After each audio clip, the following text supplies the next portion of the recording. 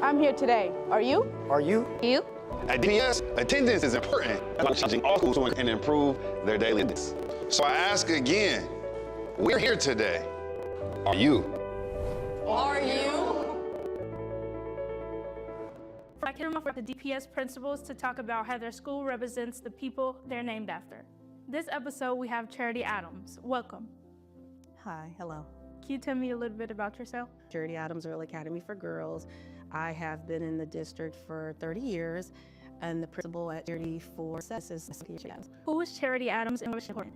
Charity Adams was the first African-American female to lead her battalion in World War II. That was very rare at the time, so she was a phenomenal leader. So I learned that Charity, one, as I stated, was a leader. She fought for equal rights, and she was a trailblazer. So students learn how to empower themselves, how to speak up for what is wrong, and we are strong believers in sisterhoods at Charity. Try to carry on Charity's legacy, one, by empowering our young ladies, cultivating their unique potential, making sure that they know they have a voice and speak up when they see that they're not right. And they How do you celebrate Charity Adams during Black History Month after your building? So this year, with the movie Tyler Perry created coming out, celebrating her doing a tribute to Charity Adams, so it'll be really awesome. It'll be next Friday, February 28th. Why should students attend Charity Adams Early Girls Academy? Students should attend Charity Adams Early Academy for Girls because it's a phenomenal school. It's empowerment and just creating that environment where our young ladies are thinking about careers that have just being at an all-girls school. What makes your school special? My school is special, one, because it's a single-gender, all-girls school, and it's the only one in the area, in the state, as a primary school also. And then also, when you enter school, it's just a very warm environment. It's a community. It's a great place to be.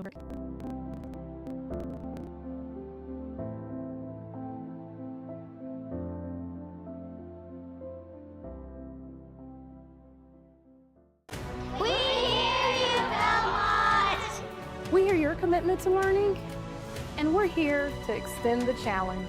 That's how every student, family, staff member to present engagement. When we show up, we know the future. When we go up, we know the future. I'm here today. Even the function up. So we're here. Are you? Are you?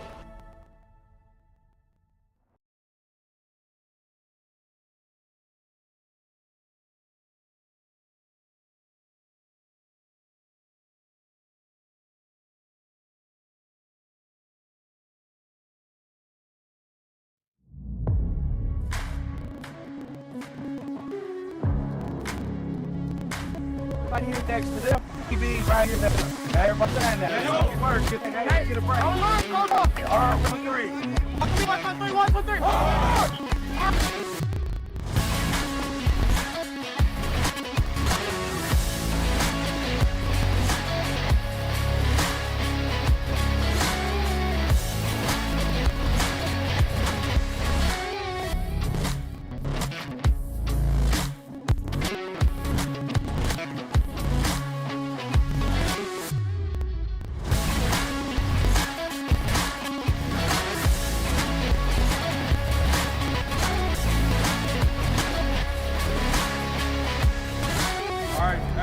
Out of here. Let's get out of here.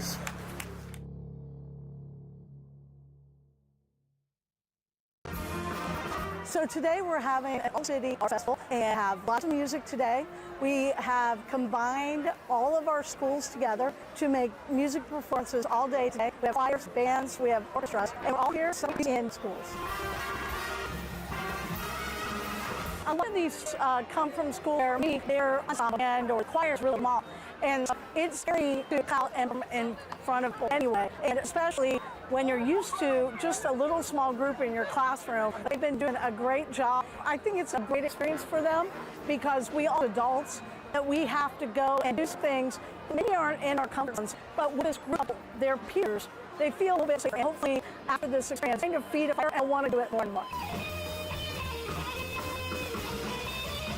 Really tap into activity that a lot of kids just naturally have. We participate often as older, so we're tapping into that creativity and that self-expression. So for all of our kids, their first opportunity in front of people, explaining you this big, seeing that big smiles on their faces, especially at the end of their off age, and this is a good opportunity for them and show off for their teachers, their great big community. I think Dayton Public Schools has a huge talent in our district, and we're happy to be here today.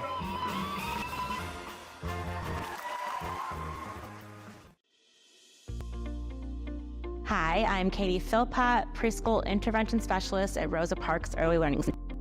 My position is to educate all preschoolers who come through our doors into our classroom and serve students on IEP, Individualized Education Plan. So that's the curriculum and education. The kids are vibrant and excited every day to come to school, and they're learning literally how to school, and that's so important. DPS has lots of opportunities for growth. They give you ample professional development hours, which you need a degree to continue on teaching. It's a great place where you're going to meet all kinds of people. You're going to meet every kind of student there is, and there's going to be challenges for sure, but when you handle challenges and overcome them, you'll feel proud of yourself. I enjoy the people I work with. They are some of the best human beings you will find on this planet. I enjoy how there is a preschool program for families who want access to that. That's very important to the K-12 curriculum. It's a great place to be, and if you look around the buildings, you will see active learning, you will see bulletin boards going on, and so you know that there are great things happening in classrooms. Every child who enters our classroom feels that their learning is important and that they are valued and important. So being the one to do that is like a warm hug.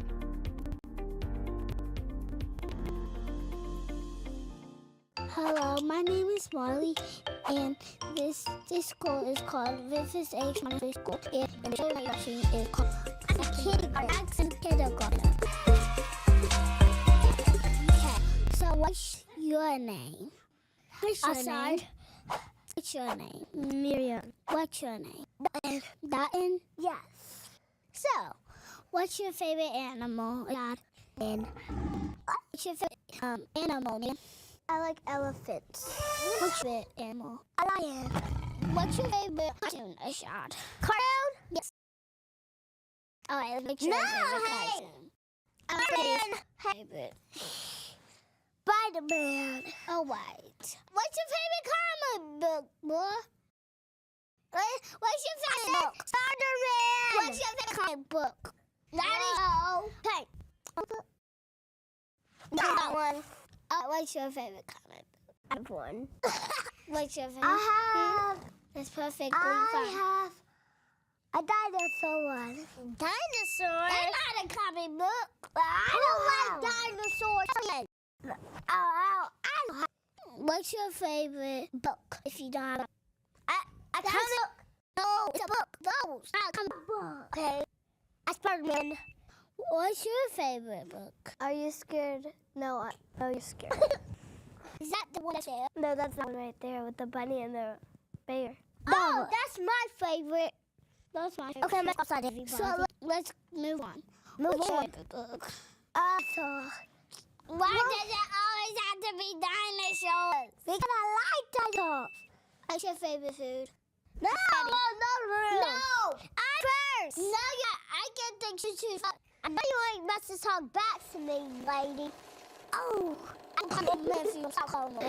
Did you just come here over? So, what's your favorite movie?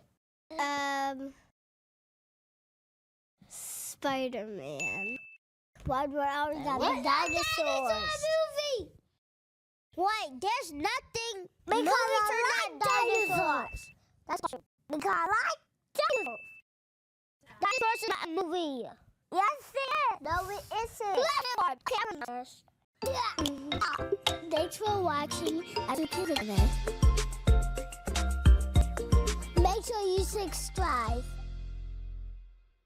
Ever DPS Cares Health and Wellness Fair. We have a lot of local agencies here. This is about outreach families. We are trying to up resources in our community. We wanted to make sure parents got messages about wellness, so we were able to bring our guest speakers in. We wanted to make sure that they had access to some of the great, like the yoga and chair massages. And we definitely feed everyone when they come out. We just show the love there to care about them and their health and their welfare.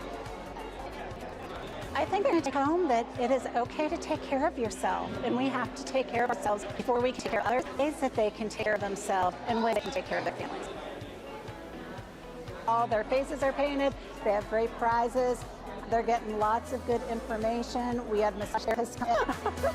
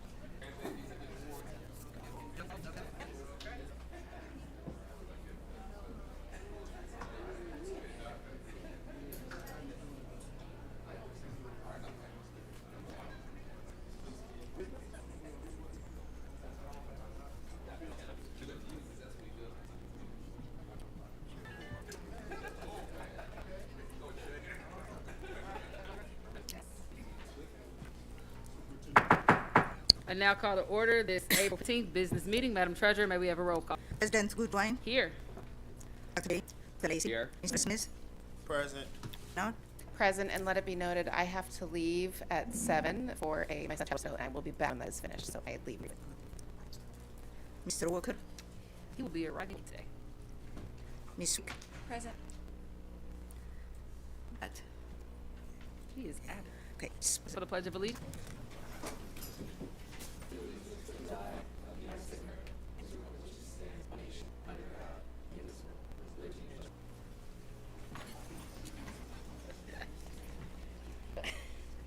Is to inspire, educate, and empower. Our vision is to inspire, our purpose is to cultivate a supportive and engaged educational experience. Dr. Lawrence, can you give us some of the district events? At Belmont, thank you so much. Flipping the Battle of the Bands, it will be at Belmont, April 26th, 2025. It starts at 2 o'clock. We also have a retreat that morning. Folks want to come. It's over Central State West, so we'll be having a retreat. We'll be talking about academics and operations and presenting to the board the academic and treasury as well. So retreat at Central State West, and we're going to get out of there, I hope, and be ready to get to Battle of the Bands. That's why I said that. Also, All City Arts Festival will be held May 3rd. It's on River State Metro Park, downtown Dayton. If you've been, it's amazing. All City Arts Festival, May 3rd, 2025, down on River State. The weather's going to be great. And Vehicle Day is back. Thursday, May 8th at Welcome Stadium. Lots of vehicles there. Lots of kids enjoying themselves. And I think, Mr. Smith, I think we were there last year at Vehicle Day, right now on trucks. All right. Thank you. You're welcome. I believe we have special recognition for members joining me now, and we will recognize our members and our Dayton speed winners.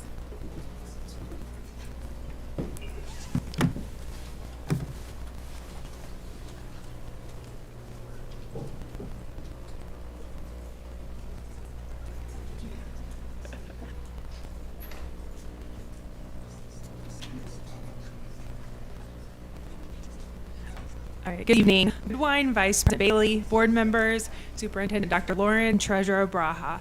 My name is Eddie, and I'm elementary math academic coordinator. We held our annual Math Olympics competition at Belmont High School. So I'm going to recognize the elementary teams, the 4th through 6th grade competition that included quick grade level math computation questions, as well as critical thinking collaboration, where teams work together to solve a breakout box. I do want to say thank you to the coaches, families, Chief Sheet, the team. I'm going to present to you the teams 1st through 5th place in our 4th through 6th grade division. So coaches and students, when I call your name, please come up. You'll receive a certificate, and then you'll move to the center for a photo. Starting are Susan Garland and Marcus Smith. The 4th grade members were Aaron Dudley, Jeremiah Head, Shemaiah Lynn, Dutch Woods. Then our 5th grade were Armani Crowder, Kylie Holly Anderson, Marielle Rutledge, Devin Shine, and Giovanni Smith. So congratulations, Valerie.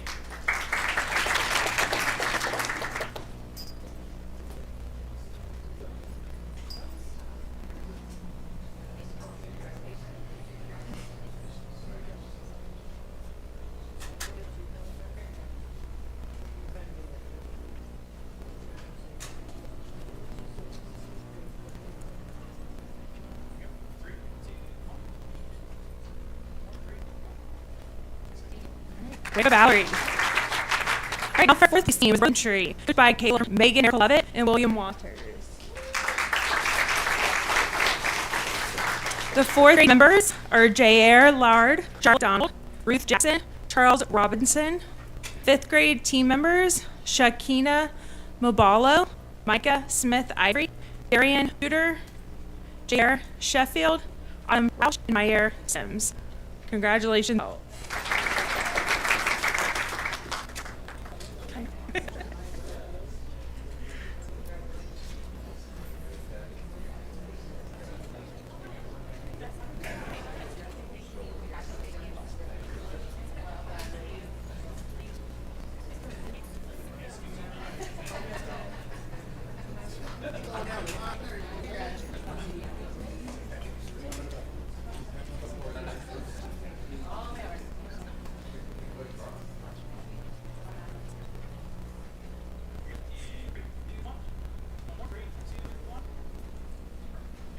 Our team was Kaiser Elementary, coached by Crystal Howes and Zach Ward. Their fourth grade members are Joakim Niranaba, Ali Betashov, Ian Tavar, Mexeb Hudera. Their fifth members, Madeline Rosenkrantz, Samir Dubon Lopez, Hansel Rio Escar, Braden Shapiro. Their sixth grade team members, Humisi Roni, Aiden Lomas, James McCombs, Kenneth Tabora Arta. Congratulations.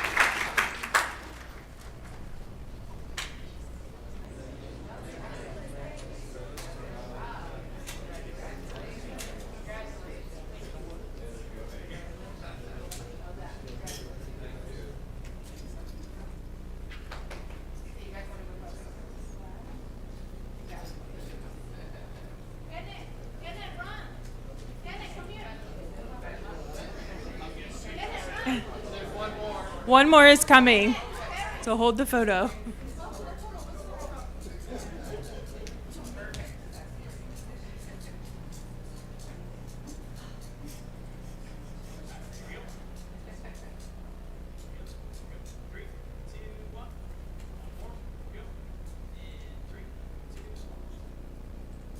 All right, nice job, Kaiser.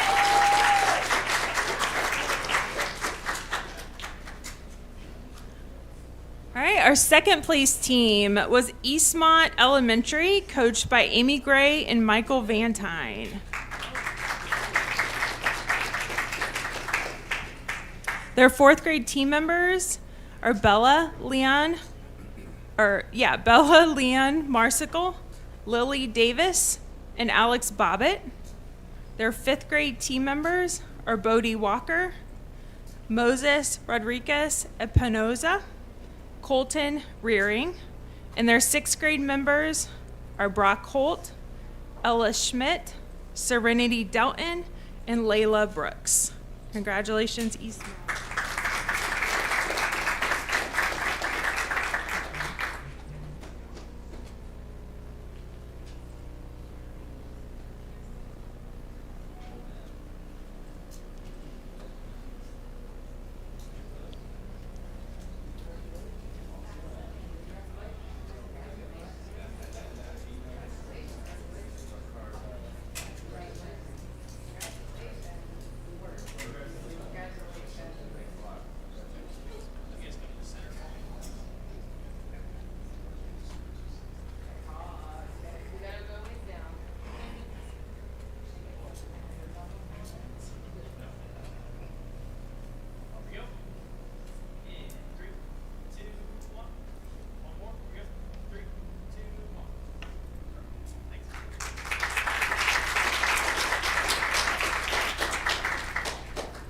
All right, and now our first place team, the winners of our 2025 4th through 6th grade Math Olympics competition is Rivers Edge Montessori, coached by Michelle Richter.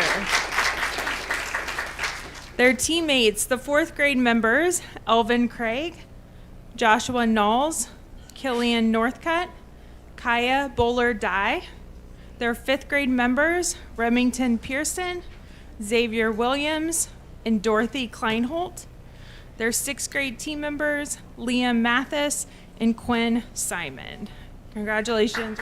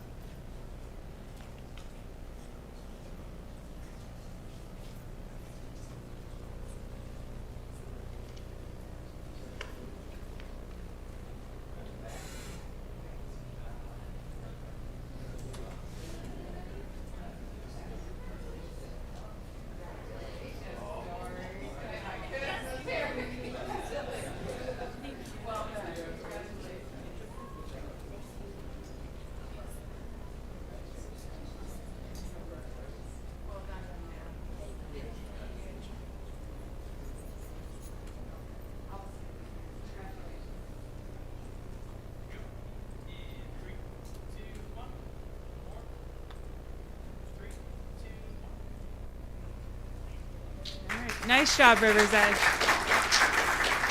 All right, I'm going to turn it over to Carrie Vaughn to announce our 7th and 8th grade competition winners. Good evening. The middle school teams competed in 3 rounds of competition. They competed in a target round where individuals answered 30 complex math problems, the sprint round in which individuals completed 2 or pairs of tasks, and then the team round where teams worked together to solve 2 investigative tasks. The team rounds were a combination of all 3 scores, and we presented trophies to the first, second, and third place teams. And then we also presented medals to the first place winners of both the target and the sprint rounds. So I will start with our third place team, right outside the door. Third place team was from Belmont Middle School, coached by Curtis Smith. We have Jeremy Tucker, Gage Mulvaney, and Ivan Baraka. Congratulations.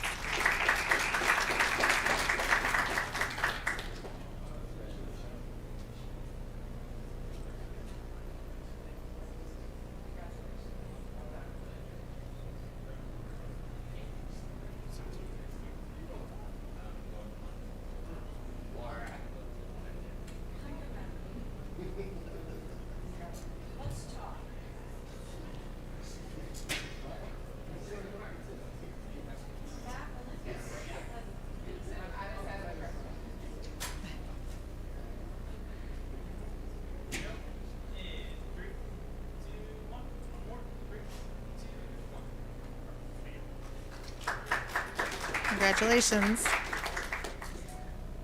Our second place team was the 7th grade team from Stivers Middle School, coached by Doug Richards.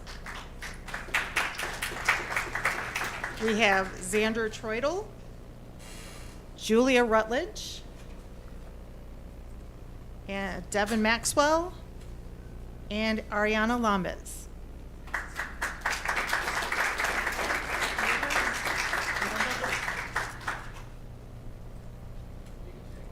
You could. It's hard when you're the only one.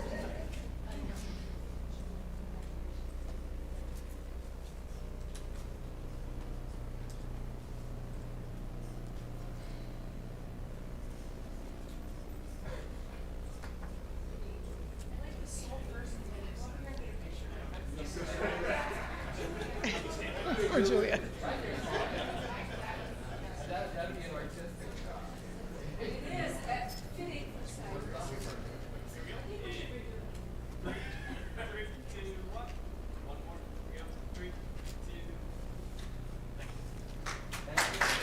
Congratulations. And our first place team was the 8th grade team from Stivers Middle School, coached by Aaron Nysonger. We have Maylee Steele.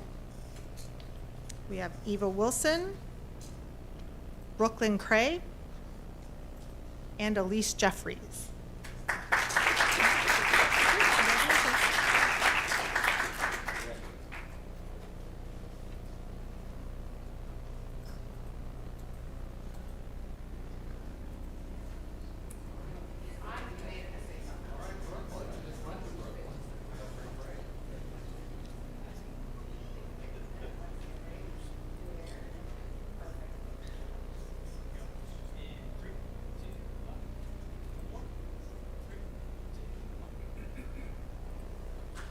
Congratulations. And then we had the individual winners. Of the target round, there was a tie for first place, both from Stivers. Neither is here. Maylee Steele and Elise Jeffries. And the first place winner of the sprint round was Julia Rutledge, also from Stivers.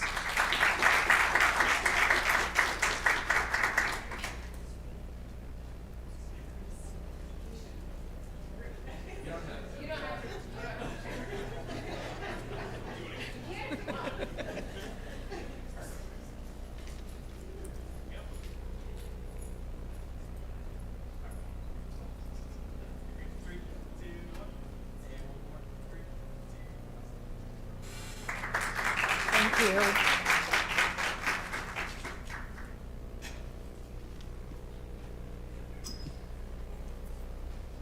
All right. Good evening, Board President Goodwine, Vice President Bailey, board members, Superintendent Dr. Lawrence, and Treasurer Abraha. My name is Tiara McGee, and I serve as the Senior Academic Coordinator for Social Studies and Credit Recovery. Lord. And I'm Diana Law. I am the 712 ELA Academic Coordinator. So on February 27th, we hosted the 42nd annual Dayton Speaks MLK Oratorical and Poetry Slam competition at Wright Brothers Middle School. This event featured two distinct components, the oratorical and the poetry slam, with both junior and senior divisions. Students had the opportunity to develop and showcase their talents in creative writing and public speaking. We want to extend our heartfelt thanks to the coaches, families, Chief Sheehy, the teaching and learning team, and most importantly, our incredible students for their dedication and hard work. At this time, it is our honor to recognize the top 3 winners in the junior division for both the oratorical and poetry slam, which includes our 7th and 8th grade students. Coaches and students, please join us at the front as your names are called. Following this, we will recognize the 1st through 3rd place winners in the senior division, which includes students in grades 9 through 12. So first we have Santiago Bell from Stivers High School, or Stivers Middle School.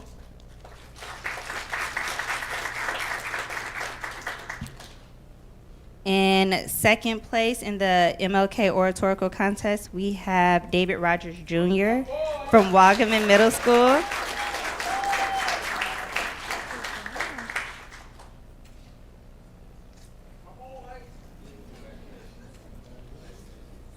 And in 1st place, we have Montrez Stevens from Wright Brothers Middle School.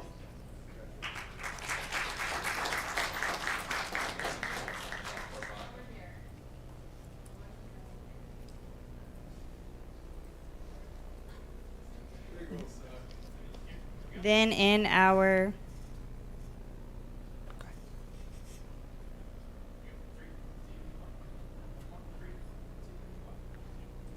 we also have Deontay Sutter-White in 3rd place in the junior division of the Poetry Slam.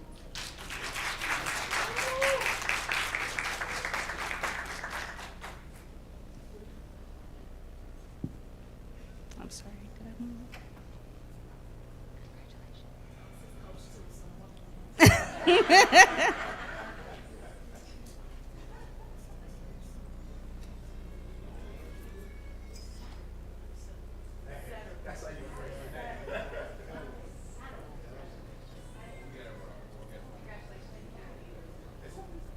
We have Ajane Norman in 2nd place from Wright Brothers Middle School.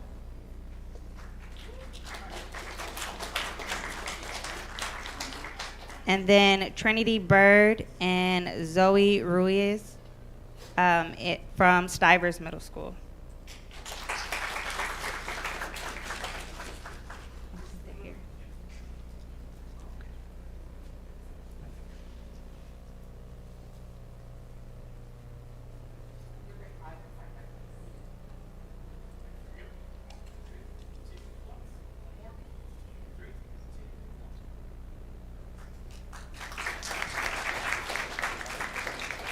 And now I'm going to turn it over to Diana for the high school.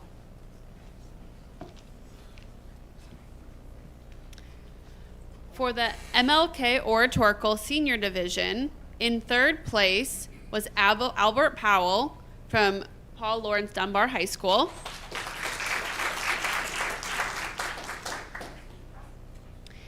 In 2nd place was Claudine Tumusifu from Thurgood Marshall STEM High School.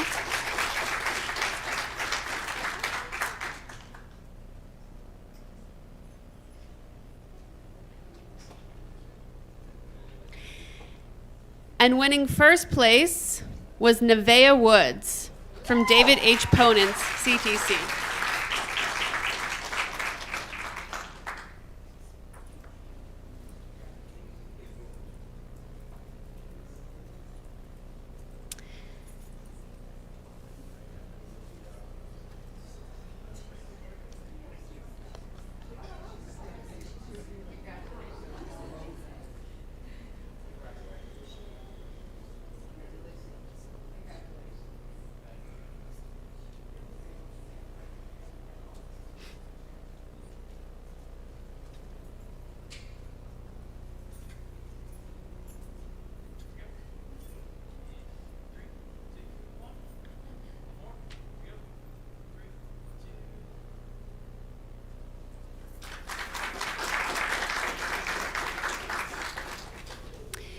In the senior division of the Poetry Slam, in third place was Nevaeh Woods from David H. Ponance High School.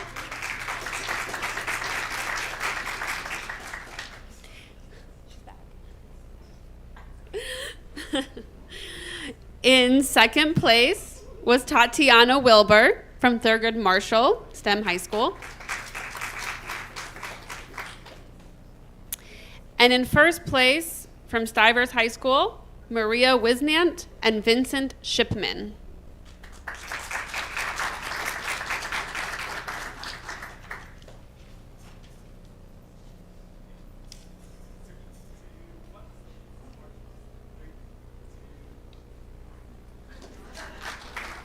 And you guys should know that Nevaeh went to the state competition for the MLK Oratorical and competed last Friday.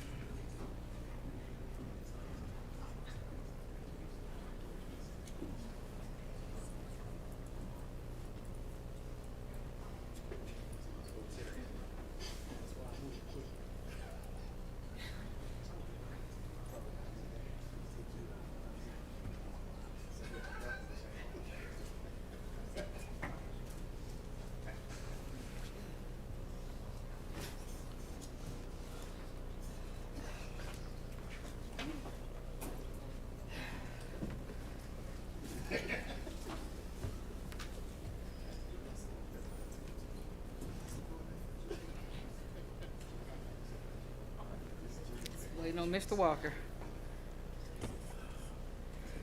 All right, let the record reflect that Mr. Walker joined us at about 5:45. And as we move on, I'm actually going to invite Vice President Nevaeh Woods to sit in the Student Senate seat in the absence of Mr. Scott. She's on her way up, and if someone could get her logged in on Board Docs down there, that would be great. I'm not in charge. That's not a thing. We didn't. Thank you for joining us, Ms. Woods. You're welcome. Just so you know, regular protocol. We're about to have a presentation. That's what I'd like to give a second. Just so you know, regular protocol, when you have questions, just raise your hand. Otherwise, I'll just call on you to see if you have anything down there. And on and off button, Ms. Witt can show you how to work that as well. All right, Dr. Lawrence, our first presentation, we have a budget from elementary schools. We do. Ms. Judith Spurlock, former teacher of Board Member Smith, former colleague of mine at Meadowdale High School. Let's kick it off.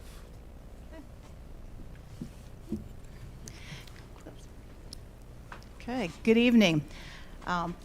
President Dr. Goodwine, Vice President Dr. Bailey, Superintendent Dr. Lawrence, Treasurer Abraha, esteemed board members, and the Vice President of the Student Senate, Nevaeh Woods. Good evening, everyone.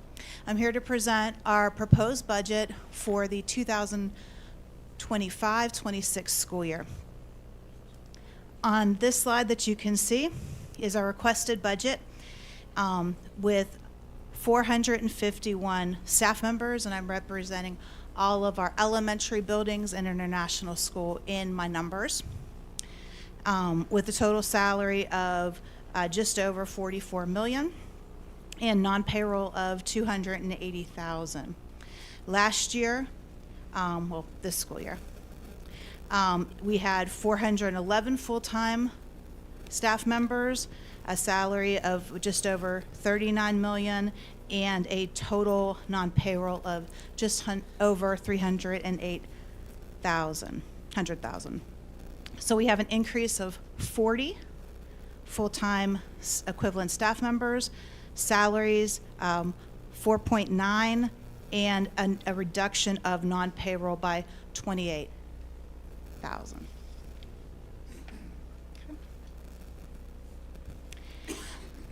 When we look at the next slide, please, the staffing and payroll, what does this encompass? Why is there such a difference? So you can see it has me, 334 teachers, 22 paraprofessionals in my numbers. That is, we have kindergarten paraprofessionals, we have media paraprofessionals, and Montessori paraprofessionals, including some building subs that I'm requesting, and principals and assistant principals for a total of the 451. The increase, it's really due to an increase of elementary enrollment by almost 400 students, which is equivalent to a building. And where are they coming? A majority are in core teachers, elective teachers, because with the increase of numbers, we need to add more elective teachers so our teachers can take planning. An increase in paraprofessionals at both the Montessori and kindergarten because we have an increase of classrooms. So what we normally do is we have one kindergarten para for 2. If you have 3 classrooms, we give you 2.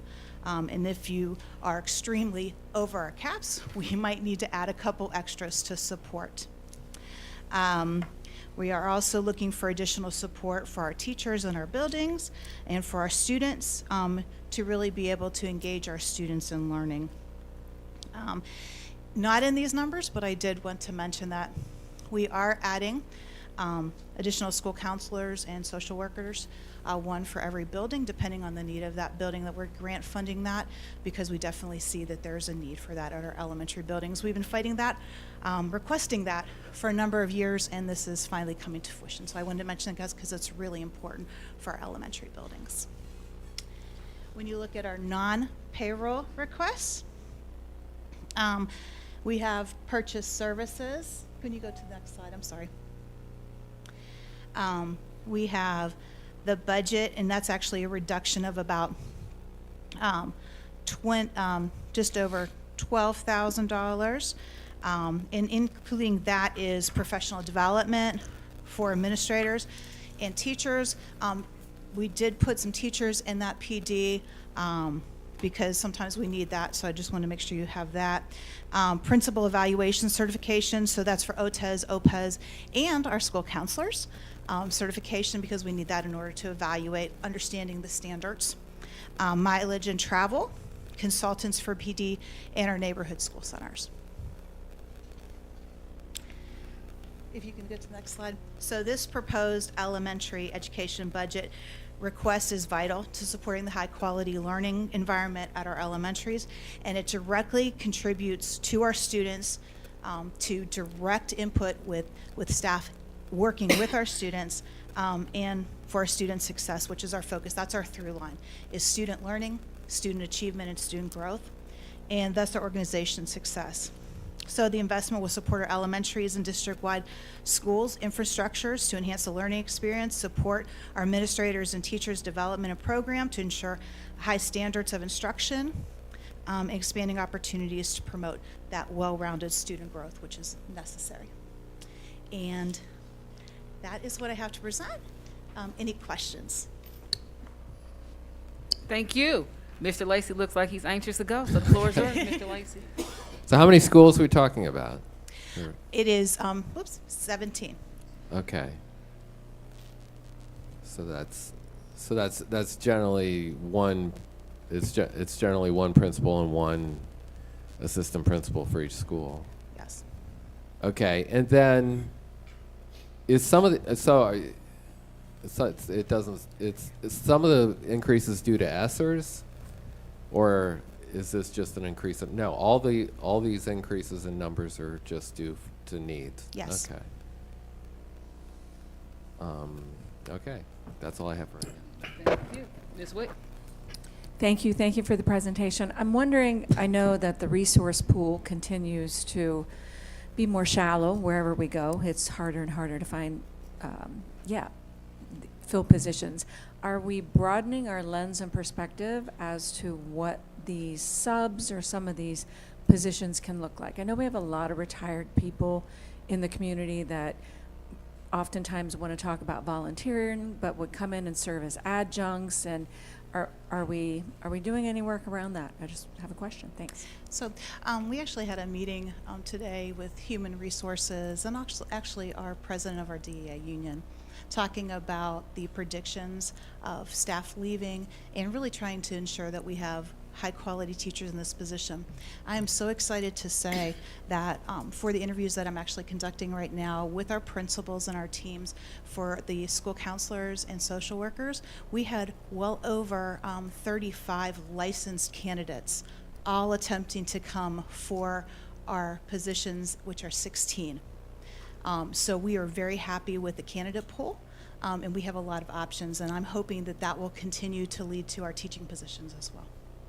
And I know that Dr. Davis and her team are recruiting, and they are telling us they have numerous candidates that are licensed. So I'm very looking forward to that. Additionally, this is the year that ODE has increased the licensure, which makes us very, very happy. Prior to that, we had licensure that was PK3 and 4-9 subject specific. The new licensure right now is PK8, because we often have that 6th grade and that 7th and 8th grade that's really hard to fill. And then, because then they went to the PK5, so what do you do with 6th, 7th, and 8th? And then 4-9s have the option of either going down based on what they have, the PK8, or go up to 7-12. So we're very excited about those opportunities. That's great news. Thank you. Any other questions? Mr. Walker, and then Mr. Lacey. So to piggyback off of Mr. Lacey's, so if it's 17 buildings and that's a principal and assistant principal, that's only 34. So where does the 36 come from? So we actually, when you look at that, we said almost, because we have another principal that we have placed that's been moving to a couple different buildings and situated at Rosa Parks, but now is covering another building. And then next year we're looking at a floating AP to go, because we've had some shortages to really help float that in high need buildings. So that would essentially be like another lead principal thing that we already said no. Not a lead principal, just a regular principal. But a floating principal, Yes. which essentially is going to different buildings. Okay, Yes. so agree to disagree with what that title would be. But so what's the other position? Or is there two that's going to be doing that? No, it's an assistant principal as well. Okay, so that's 35. So what's the other one? It's 17 buildings, it's to be 36. She's saying that there's a principal still floating and an assistant principal, correct? Yes. So to your question, yes, there are two individuals, one principal, one assistant principal. Okay, and then looking at your numbers again, so if the enrollment increased by 400, I take it these are not all elementary students. So even if 16 teachers, 25 students capped in each classroom, I mean, that's 400 students right there. So where does the other 20-something students come into play, or 20-something additional teachers come into play? Certainly. We have some electives. Right now we have buildings that are sharing electives, so we have 2 teachers, elective teachers, either art, music, or PE, that are floating between 2 buildings. We want to stabilize that so that we have 3 full-time specials at each of those buildings. And then at our largest buildings, we are looking to have an additional special because the schedule is so tight in order to support. So we have talked to the DEA about that. What would they do? Again, supporting our arts initiative. We also have some ideas for them to have and push in for our intramurals, choir, other opportunities for art, prepping our students, either advancement, enrichment, or intervention and pushing in. So what you're saying is every elementary will have a full-time art teacher, a full-time PE teacher, not going to different buildings anymore? Yes. Okay. That's awesome. Oh, my last question.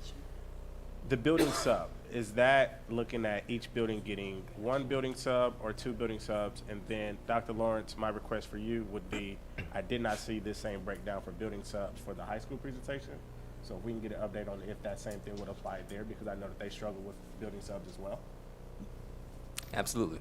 Thank you. So we're looking at based on needs, because some buildings, they need that extra person and some do not. So that's why we have 14. We're looking at that to go between, some buildings will have them, and some, their attendance, they have very few teachers off. They don't have a need for a building sub to supplement and fill positions, and that's why we're only requesting 14. All right, thank you. Thank you. Mr. Lacy? My questions were covered. Thank you. Ms. Woods? Oh, sorry. Had to make sure it was on. My question is, how beneficial do you think having a floating principal is? Well, I don't really want to put a title on it, but having a principal that's moving around so much, how beneficial do you think that'll be? Or what's your big idea, your big picture of that? Yes, that actually came in quite handy this year. That floating principal has been at 3 different buildings and supporting those buildings. And we always have, somebody has out, there's different things that happen in life, and sometimes buildings just need a little extra support, and so that's why we have that position. Thank you. Thank you. I do want to say, note again that it is encouraging to hear that the arts will have, or the unified arts, I believe what they call them, will have individuals at their schools, because we have been getting that conversation for 2 years. So to see you guys actually add that in, that is really great. Are there any other questions? Thank you. Our next presentation, Madam Treasurer, I believe this is from your shop. Yes. Andrew Mehan is going to discuss the budget of Treasury. Thank you. Hello. Alrighty.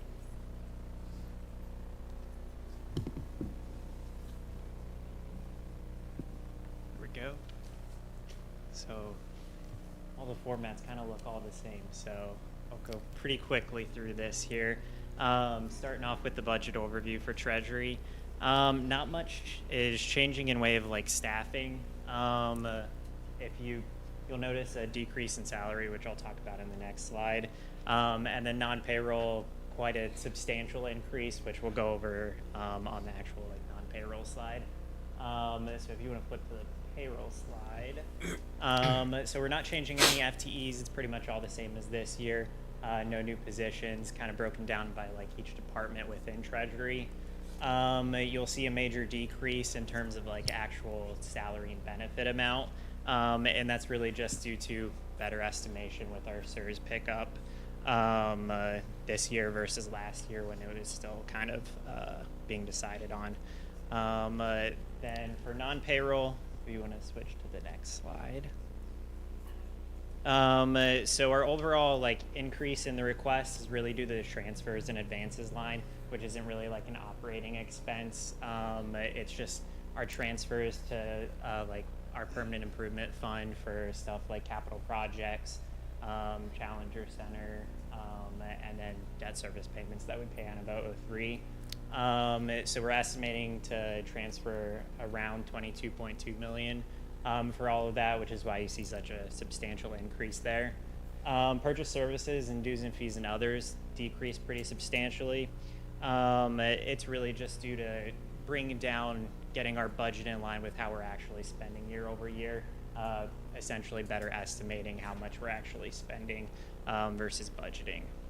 Then if you want to flip to the next slide. So this is just a breakdown of all the different departments within Treasury, kind of like what they all do. You can read through all that. I'll just go briefly over each one. So budget department pretty much handles all the budget, right? So we pretty much compile all the requests from all the departments, get all that good stuff. Any analytics or anything will probably come from us. Payroll department, in charge of paying people every 2 weeks. They handle all like the deductions and stuff from everybody's paychecks and everything. Accounts payable is the other side of that. If it's not payroll, it's probably going through accounts payable. So any invoices or anything that we get in as a district, they kind of manage all that, all the travel requests and everything. And if you want to flip to the next slide. Then we have accounts receivable and cash management. So any money we get in, whether it be like foundation or property tax, they handle like putting that actually into the accounting system. Then anytime like on your financials, you'll see like the pretty much all the financials and like the cash reconciliation, that's all handled by them as well. Then purchasing department pretty much handles all of the purchase orders, any purchase requests, any bidding requirements, any contracts or anything we do, we'll go through them as well. Then the next slide is just our Treasury mission, which you can read, but any questions? Thank you, Mr. Walker. No questions. I just want to commend you all for the work that you do. Looking across the state, I think for the budget that this district has, you probably are the smallest Treasury Department team. And I think out of all of our presentations so far with these budget presentations, you're the first department that has not asked for an increase in staff. And cost-saving measures are in place. So thank you so much. Thank you. Any other questions? Thank you. Thank you. All right, Madam Treasurer, not first. Are there any bargaining units that would like to speak? I don't see it. I don't see them either, but they might just run up. Give them 2 seconds. 3, 2, 1. All right. Do we have anyone registered to speak? Yes, there is one. Give me 1 second. Speakers, when you come up to the podium, please state your name and address. It is inappropriate to address any matter involving pending disputes, grievances under a labor agreement, disciplinary action involving an employee or student, ongoing labor negotiations, concerns, or matters that have already been settled and or any matter which, because of its nature, is deemed appropriate to be discussed in executive session. The purpose of public hearing portion of the meeting is for members of the public to express viewpoints or public concerns. Mr. Walker will be your timer. And once he lets you know it's 3 minutes, that is when you are to cease your comments. Jamaica Garrison. You want my cap?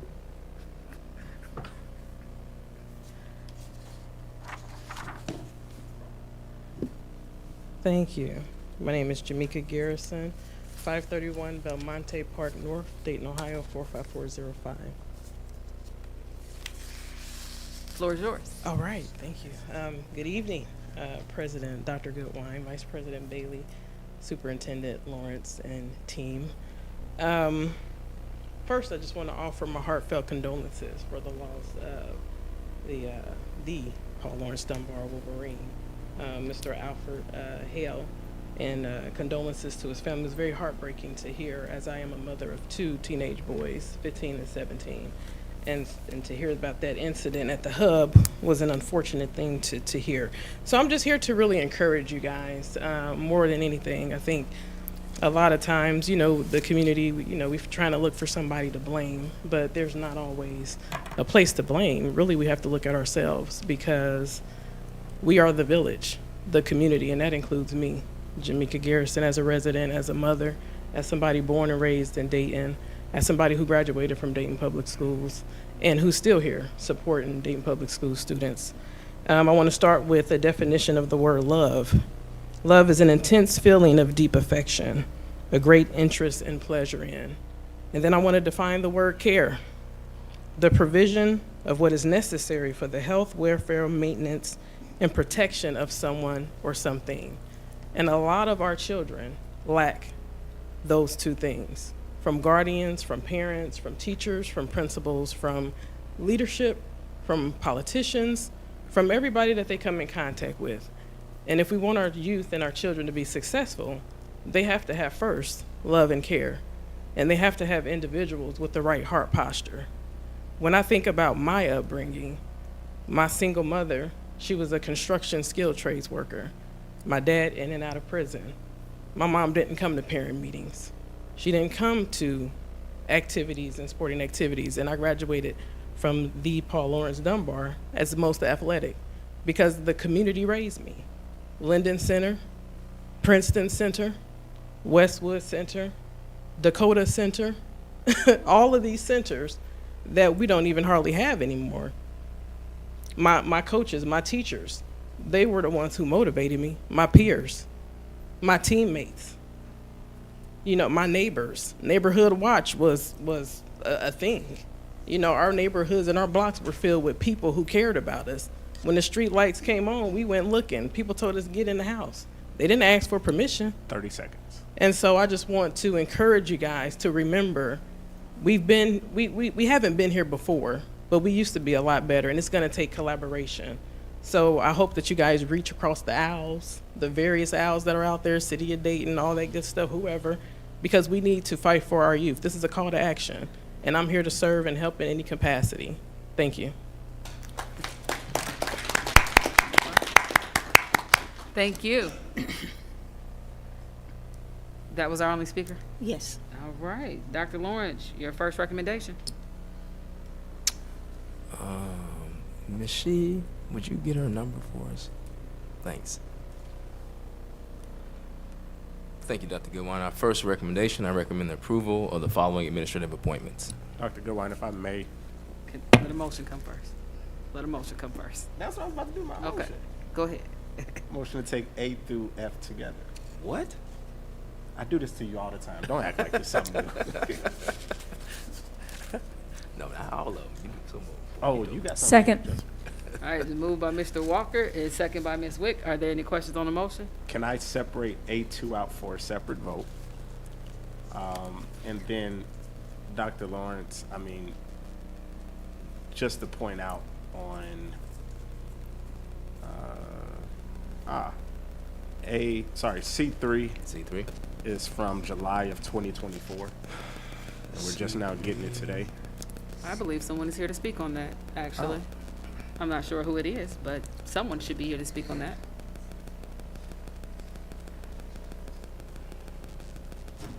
And I don't know if you have the information on E4, 17, 41, 34, 42, and 48, because those are all from August of 2024 until now as well. I can speak on the resignation. Well, not really.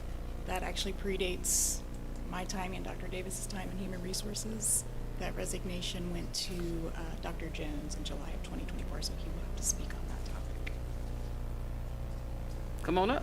Dr. Davis was here in June. Dr. Davis started July 1. The resignation was received for a July 11th effective date. That's all the information I have for that. So Dr. Davis started July 1, and y'all received it July 11th, and it went to Dr. Jones? We received the resignation with the effective date of July 11th. All we know when we went to look for the resignation is that it was tied to Dr. Jones. That's the only information I have for that term, or that resignation. Has this employee still been getting paid since July? She has not, no. Okay. Any other questions on the motion? Mr. Smith? Yes, would you, I'd like to take out A1 for executive session. All right. Pulling A1 and A2 for a separate vote. Is yours just for a separate vote, or Yes. is it for executive? No, he's already made his mind up. Okay. Anything else? Anybody look through everything else? One moment, please. All right. Give you a second. Ms. Woods, you have any questions down there? All right. I do have another one. All right, Mr. Walker. Madam Treasurer, there's one on here for your shop. It says they started yesterday. Yes. Because for some reason, everything was complete, the forms, but for some reason, I don't know what happens in HR. They said they didn't receive the forms. So, but that person quit their job in advance, 2 weeks in advance, and we have to hire them as of yesterday. but everything has been submitted to HR. That's what we see. That's what they told us. Okay. That's the reason why I requested that person not to be penalized by quitting her current job, coming to us. Follow up on that one, there was a request for this one to be on our last board meeting. However, when that was made last Friday, HR reported that that individual had not completed all their steps. So that person could not come on the last board agenda for that reason. This will be the last time we see someone that has a start date prior to the board, as that is our policy and that piece of it. But I'm not, that little breakdown there, that person's paperwork was not processed in the timeline that the Madam Treasurer needed the position, which is why this is, again, the last time of every staff has been notified that there will not be individuals starting prior to the start date, with the exception of bus drivers, because of the urgency and need of bus drivers. Anything else? Just Go ahead. Just to clarify, on B2, you all should vote yes, since that is way before that date, or way after that. Wait. Actually, I like to take Is that- B2 separate. Is that? Oh, it is after the date still.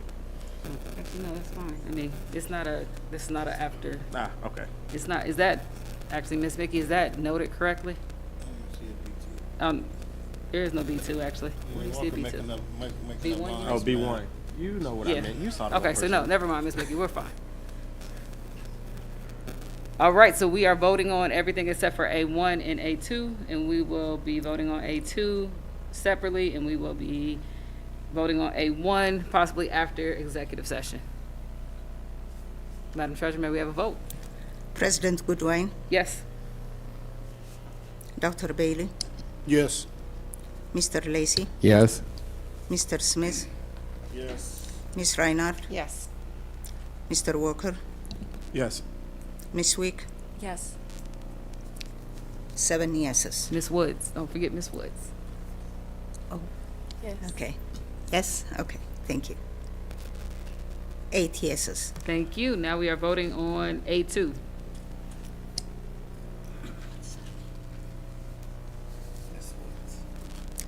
Okay. For A2, President Goodwin, Yes. Dr. Bailey, Yes. Mr. Lacey, Yes. Mr. Smith, Yes. Ms. Reinhardt, Yes. Mr. Walker,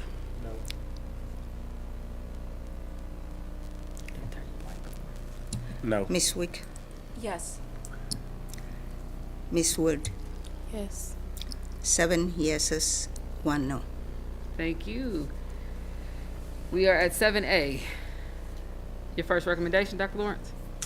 My first recommendation, I recommend approval of the following contracts. Is there a motion? So moved. Is there a second? Second. Moved by Mr. Lacey, second by Dr. Bailey. Are there any questions on the motion?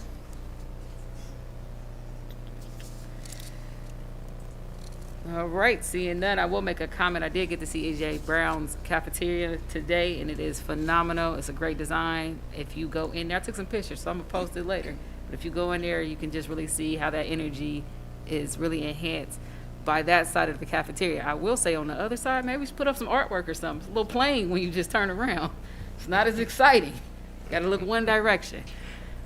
Go ahead, Mr. Walker. Dr. Jones, with regards to the cafeterias, I'm just curious on, in looking at E.J. Brown, and like Dr. Goodwin said, one side is very bare.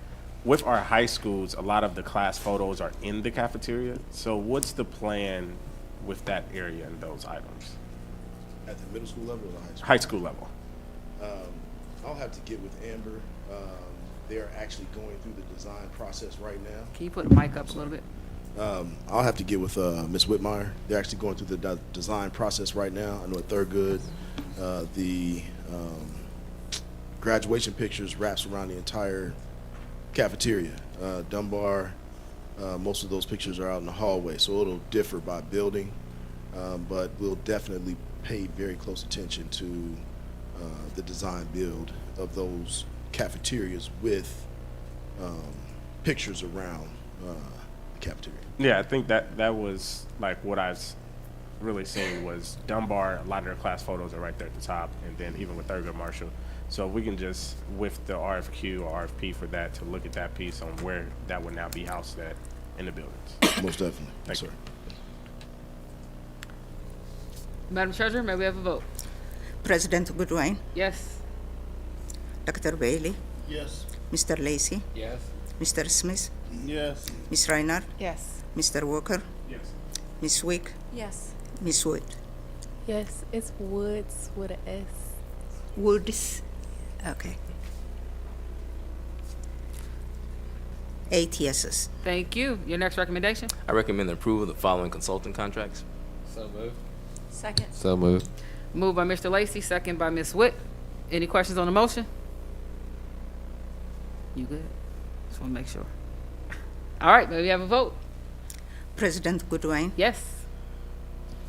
Dr. Bailey, Yes. Mr. Lacey, Yes. Mr. Smith, Yes. Ms. Reinhardt, Yes. Mr. Walker, I'm going to, yes. Yeah. Ms. Wick, Yes. Ms. Woods. Yes. 8 yeses. Mr. Walker, would you like to make some comments before we move on? Sure. I asked second year in a row on this Revival Center ministry information, and I never received an email regarding it. So second year in a row. Ms. Graham, could you come up and speak to that? I don't need you to come up and speak to it because I requested it last week and nothing was sent over. So I appreciate it, though. You got a yes vote from me. Just next year when it comes back, if we can have that in the forefront, it'd be really great. Ms. Graham, since you're here, come on up. I'd like to Exactly. hear what you got to say. Come on up. I just said the other day I never get to see you anymore. Give us a couple words. Let the people know you still out here.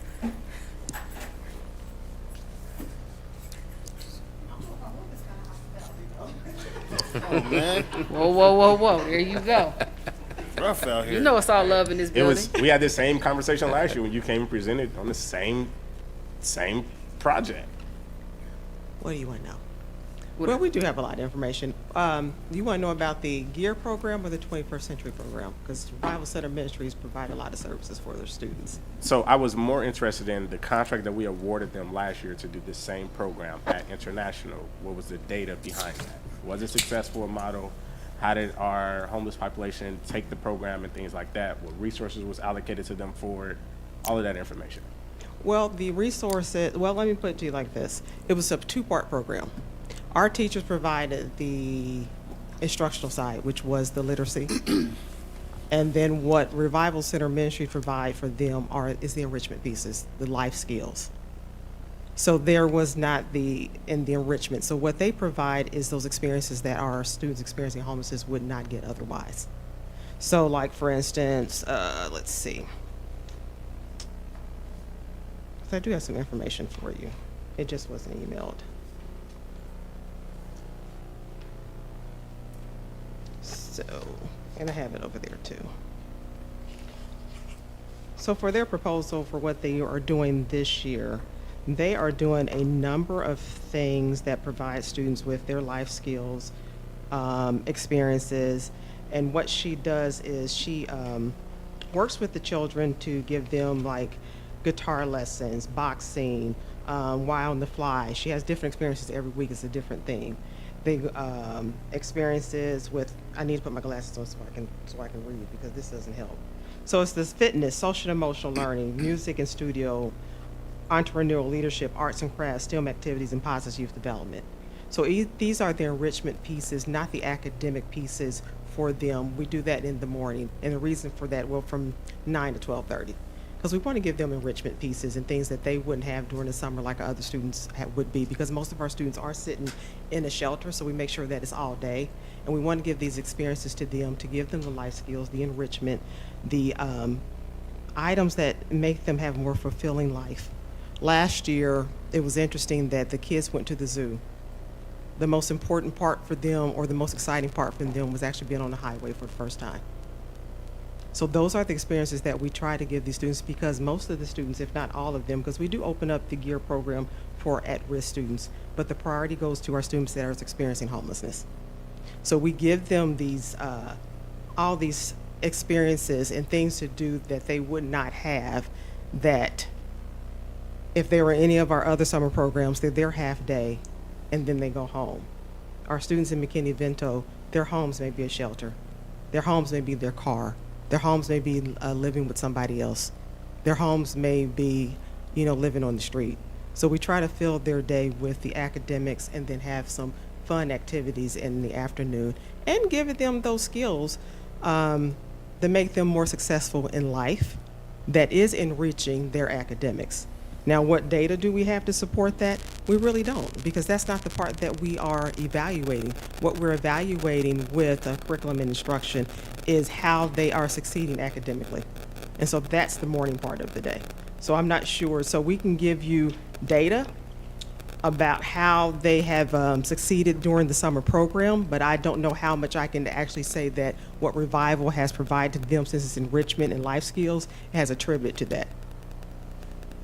So if we awarded it last year, how do we track as a district what they provided was actually successful to do it again?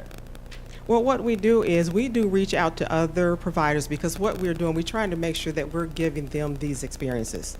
So because we are using federal funds, we are required to at least get other quotes. So we do reach out to other providers to provide the students the same type of experiences that we're trying to provide them, because we've already gave them the academic portion. So what our hopes are from this, that it does have an impact on tying what they're learning during the day, which is their reading enrichment and their reading literacy, because it is Get Excited About Reading.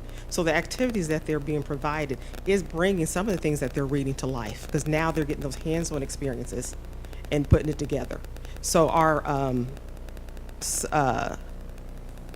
curriculum is Lit Camp. And so they're having this experience with Scholastic with the Lit Camp. And then after they're doing that during the day, now they're having those hands-on experiences that's tied to that literacy. Now they're living it, they're experiencing it, and have the different experiences to tie back to what they've learned during the day.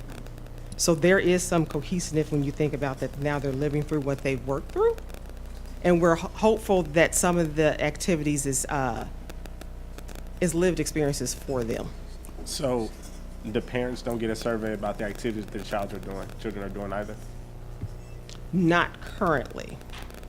Okay, I was just curious, because if it's grant funds that's being used and things like that, how are we tracking, like, even if students are doing, like they said, boxing, guitar, and things like that, where's the survey of saying that students are, yes, I'm still interested in this, yes, this is somewhat I agree with continuing the program, somewhat I disagree with continuing the program?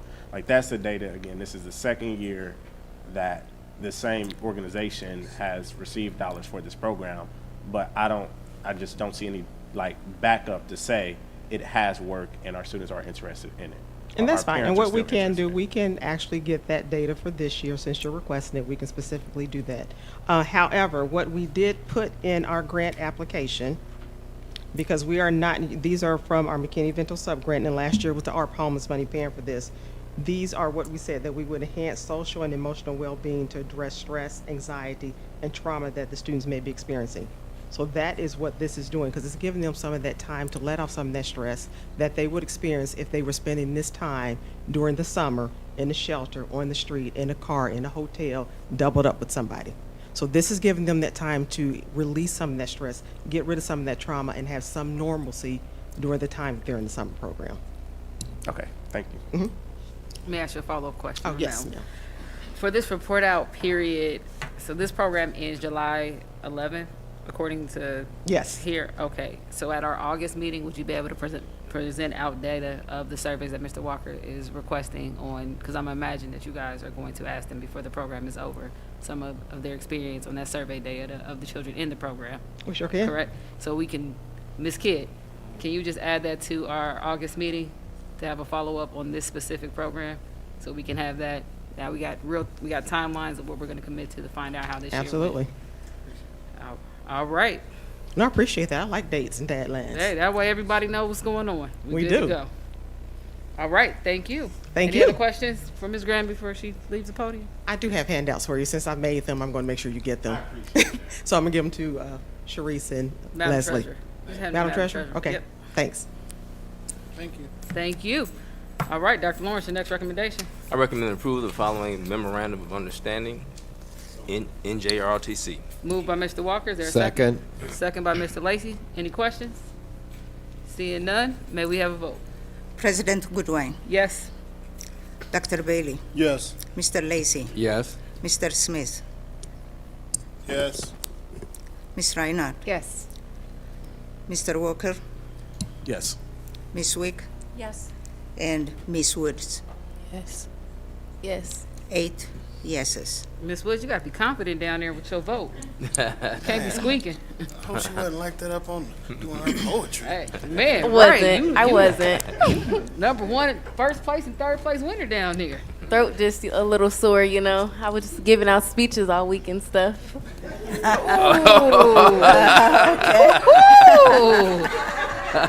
Tony's children are a little spicy. Sounds like a future board member. Hey, you sound like a DPS board member out here.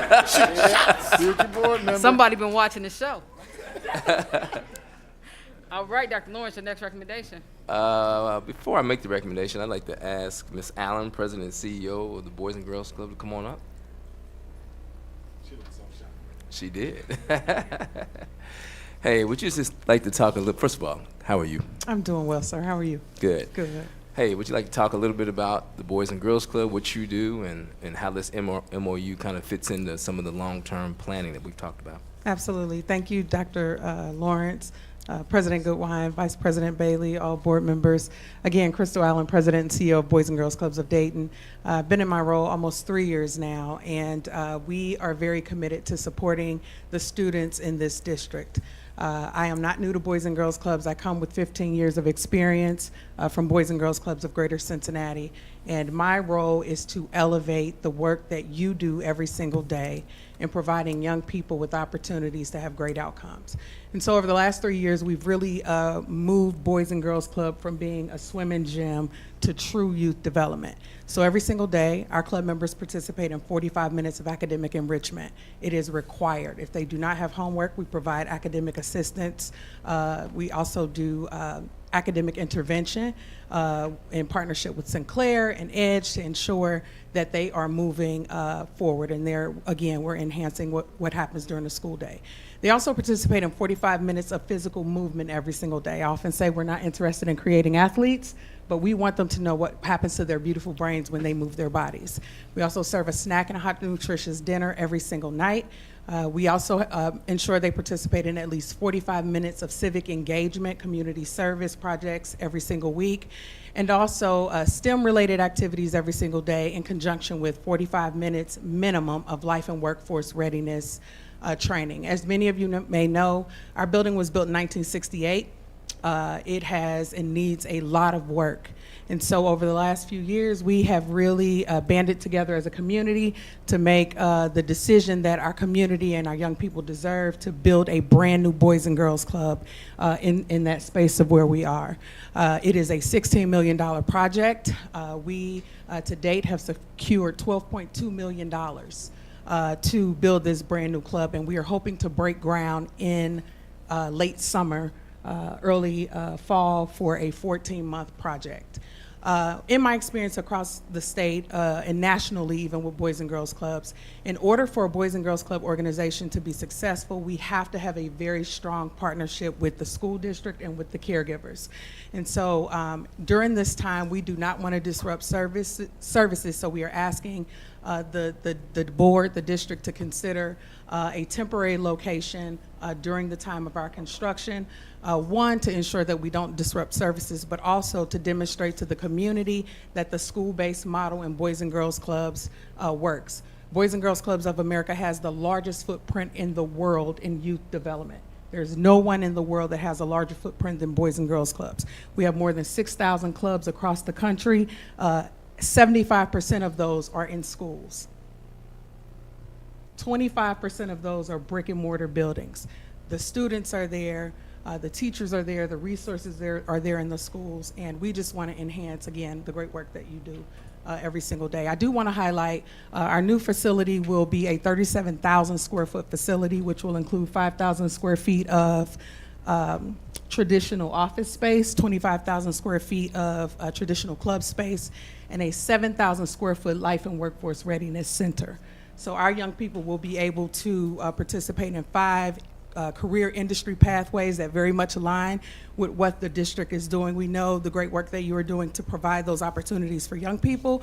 And so again, we exist to enhance what you are doing every day. Thank you. Thank you so much. Is there a motion on the floor? So moved. Moved by Ms. Reiner, second by Mr. Lacy. And now the questions. I'm gonna go first, Mr. Walker, 'cause you always go first. I do have 2 questions for you on this one. I looked at the time and I've asked you this before, and I just want to make sure it's out here for the public. The time for the after-school program is 2:30 to 7:30, and the location that we're going to is Wagaman, where they get out at 3 p.m. When that crossover does occur, where would these individuals go, since they're technically still in school during that period? The expectation is that they'll be in the gym doing their prep time to prepare for all of that work that Ms. Allen just told you they're going to be doing. All right, so let me give you a follow-up. Does that Sure. mean that gym or physical education will not be on the schedule for the last period of the day at the school? And if it is, how does that balance work? It does not mean that it won't be on the schedule. The gym is utilized by students. Typically, the gym teacher's fantastic, by the way. I've been there for a while, and they have active exercise while they're out there in games. And I would imagine that the boys and girls that are waiting will be sitting in the bleachers. Okay, and final question. So because volleyball and basketball are 2 of our athletic events that are offered in the fall and the winter, I just want to make sure that there would be minimum impact to that program as well. There is no impact to those programs. And Ms. Allen met with Dr. Jones and I, and she said, look, we do not need the gym. All right. Go ahead, Ms. Woods. Thank you. Is that better? My question was, if I know at my school, after school, we do still use the gym. So since during that transition period, the children will be in the gym, how will that work with children running in and out of the gym just because they're at school, or like they have weight room or games practice? How will that go along with each other? Thank you so much, Ms. Woods, for your question. We are very creative in Boys and Girls Clubs. There are ways for our young people to experience and have the opportunity to do health and wellness programs, athletic programs within the confines of a program space of a classroom.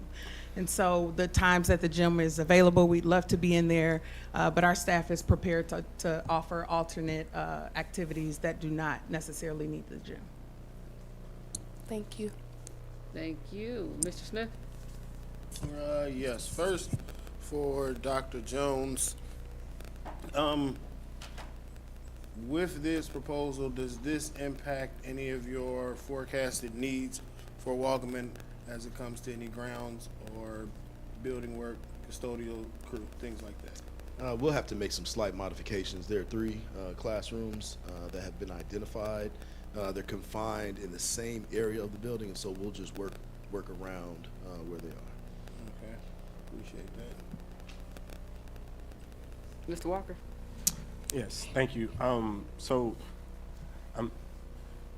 I guess for me, I'm curious on that middle school transition, since it's at 2:30, and the other students that's served outside of Wagaman, and their access now to Wagaman. I don't know if this is a Dr. Jones, Dr. Lawrence, or Ms. Allen, but how will that be monitored?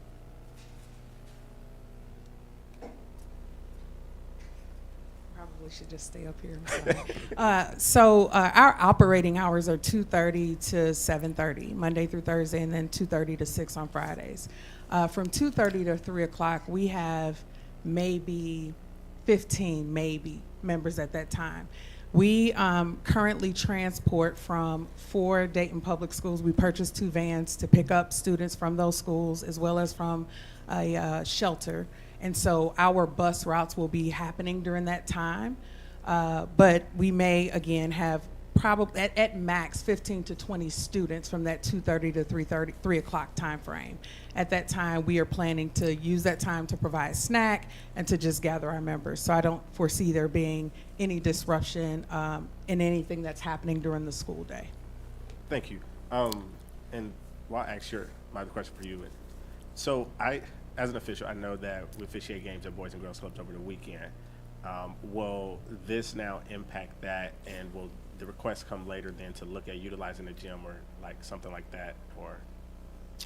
So we are currently exploring, do you mean with our new facility? Well, like currently. So I know that you have the basketball program over the weekends that goes. So that was, yeah, so there was an organization that was renting our facility Got it, or using okay. our facility because they needed program space. That is a separate contract that is not included with us. Okay. And we have notified those partners of the need to reach out to other entities in the community to be able to use our gym space. Okay, thank you. And then my last question is for Dr. Lawrence. I did have the chance to go to Waldman, and I'm just curious. One of the classroom is a robotics class where I think the instructor left in the middle of the year. The other one is the health class, and I'm just curious of now will Waldman not have health? I'm sorry, art is the class. Will Waldman now not have health, and then what will be the plan for continuing robotics, or looking at someone different, or what will happen with that space? So the robotics space stays. We're actually transporting a teacher from another building to there. We're locking the equipment up for the summer so that we can clean that area. The equipment's very expensive, and so we actually don't want to use that room at all. And so that room stays as is. Robotics will be there. Project Lead the Way is actually what you're asking Yes. about. And then the other component about health, you have to tell me why that. Not health, it's art. The other room was art. that I saw. The first one to the right? Yes. I don't think they're using it. I think they're using the 1, 2, 3 that are in that hallway. Yeah, the one that I got. To your when you go down the hallway, it's left, right. Okay, yeah, the room that I got shown yesterday was the art room at Waldman. Sounds like that was incorrect. Can Yeah. someone give him the correct rooms on his next tour? Yeah, appreciate That'd be it. great. Thanks. Can I also add that in a part of Boys and Girls Clubs of Dayton, we are under the umbrella of Boys and Girls Clubs of America.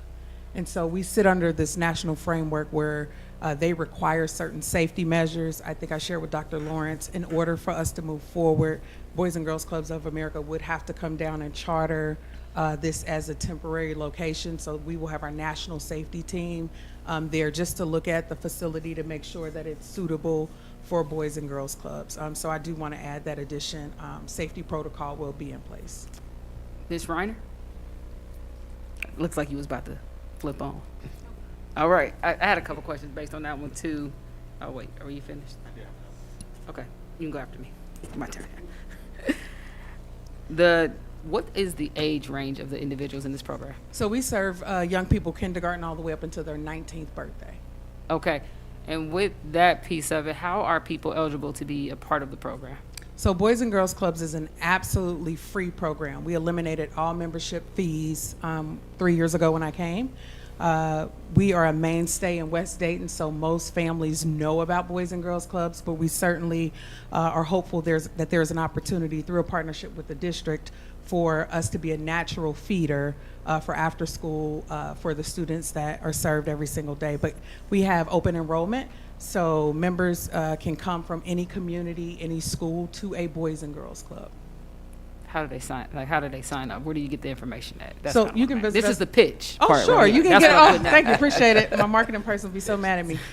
So you can visit our website, www.boysandgirlsbgcdayton.org. Also stop by the club. We are offering our last few Blue Door tours through May. Which we will, plan to demolish the building. So either visiting our website or stopping by. We do have schools that we partner with in some ways, Louise Troy, Waukegan, where we do have flyers and applications available at some of those schools. Okay, thank you. Now, my next question is for Dr. Jones, I believe. So knowing that we would have external students who are not necessarily students at Waukegan, on our side for the security protocol, what are we putting in place to ensure that, again, the kids that are coming into our building are at least getting the same level of checking that those who come on a daily basis for safety? Right, we'll certainly make sure we have our SROs present, but we also talked about So one of the things you asked about enrollment. So we require that in order for a young person to sign up for club, a caregiver has to attend a caregiver meeting. That is a requirement. A parent, grandparent, uncle, goldfish, somebody has to come on behalf of that young person. We offer an entire training around safety, expectations for attending club services. They are required to come at least 3 days a week in order to remain eligible for club. We understand that life happens. When life happens, we check in with our young people, but we have a very rigorous process. Some Boys and Girls Clubs allow open gym and open memberships. We do not allow that in our organization for the safety of everyone involved. All of our volunteers and our staff are vetted. They have to go through a comprehensive background check that is ongoing, so we don't do them every year, every 5 years. It is ongoing 24 hours, monitored by Boys and Girls Clubs of America. And then they also participate in grooming, mandated reporting, sexual abuse training at least twice a year as well. The other difference is we offer we are required to have a membership intake coordinator at the door. So we will have a staff person who is housed right at the door to ensure whatever door we are able to use, the members coming in that door are actual club members. Okay, can I pause for 1 second? One of our board members needs to leave, and I'd like to get a vote on it because she would like to vote on it on the record. And then we still have more questions for you, though. But okay, Madam. Okay. Oof. Okay, can you go ahead? For Dr. Lawrence, for me, Section 3, and it says in here, our DPS administrative team will monitor and report to the community on the following items: programs, activities, public relations, and marketing opportunities. What does that look like on our side, seeing that the payment that we're looking at is for the leasing of the buildings? And then secondly, I'll put it all in one with Dr. Jones. When we say we'll have those SROs, would that be in addition to what we have over there? Because if so, does that incur an extra cost? Because I believe the contract, as it says right now, is that the only other costs that we would not incur are agreed upon extraneous maintenance costs, and anything else is not in there. So that would be my two questions that I want before I had to vote. You want to go first? Real quick. Yeah, I'll be real quick. Okay, all right. So that window of time from 2:30 to 3:30, our SROs are there already. That would be my question. Yeah, Okay. so we wouldn't incur additional costs from that standpoint. Appreciate that. And Mr. Smith, the administrative team at Wagman, that's just them meeting with Ms. Allen's representatives to check in and monitor that all the programming is going effectively and that we're not having any hiccups. And then on our end at Central Services, she and I meet on a regular basis to follow up to make sure that there are no barriers or anything that's going wrong on their end or ours. All right. All right. All right, Madam Treasurer, can we have a vote? President Goodwin, Yes. Dr. Bailey, Yes. Mr. Lacy, Yes. Mr. Smith, Yes. Ms. Reinhardt, Yes. Mr. Walker, Yes. Ms. Wick, Yes. Ms. Woods. Yes. 8 yeses. Let the record reflect that Ms. Reiner has exited the meeting at 7:01 p.m. Are there any other questions on the Boys and Girls MOU before we move on? All right, does that conclude your recommendations, Dr. Lawrence? It does. Thank you so much. Madam Treasurer, your first recommendation.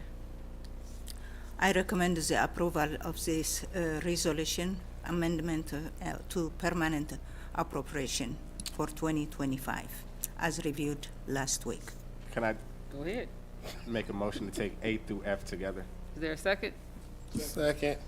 Motion moved by Mr. Walker, second by Dr. Bailey, and we are taking A through F in the same vote. Any questions on any of the items on there?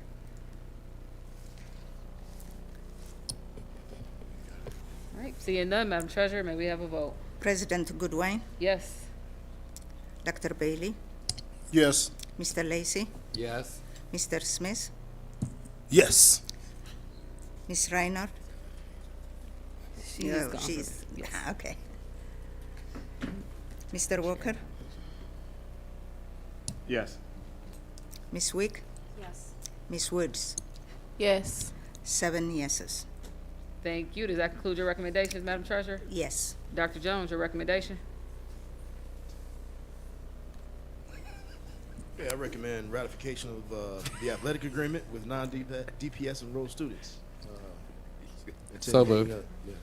Second. Moved by Mr. Lacy, second by Mr. Walker. Any questions? Yes. Go ahead, Mr. Walker. Is this an individual student? This is a student that's homeschooled, yes, and we have a few more actually that are going to come in as well. I like it. They parents is agreeing to do stuff. Okay, appreciate it.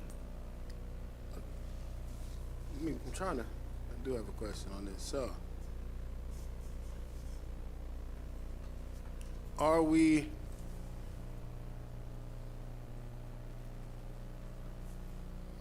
requiring all homeschooled students to go through the same process as the charters? Is that what we're trying to do? Yes, sir.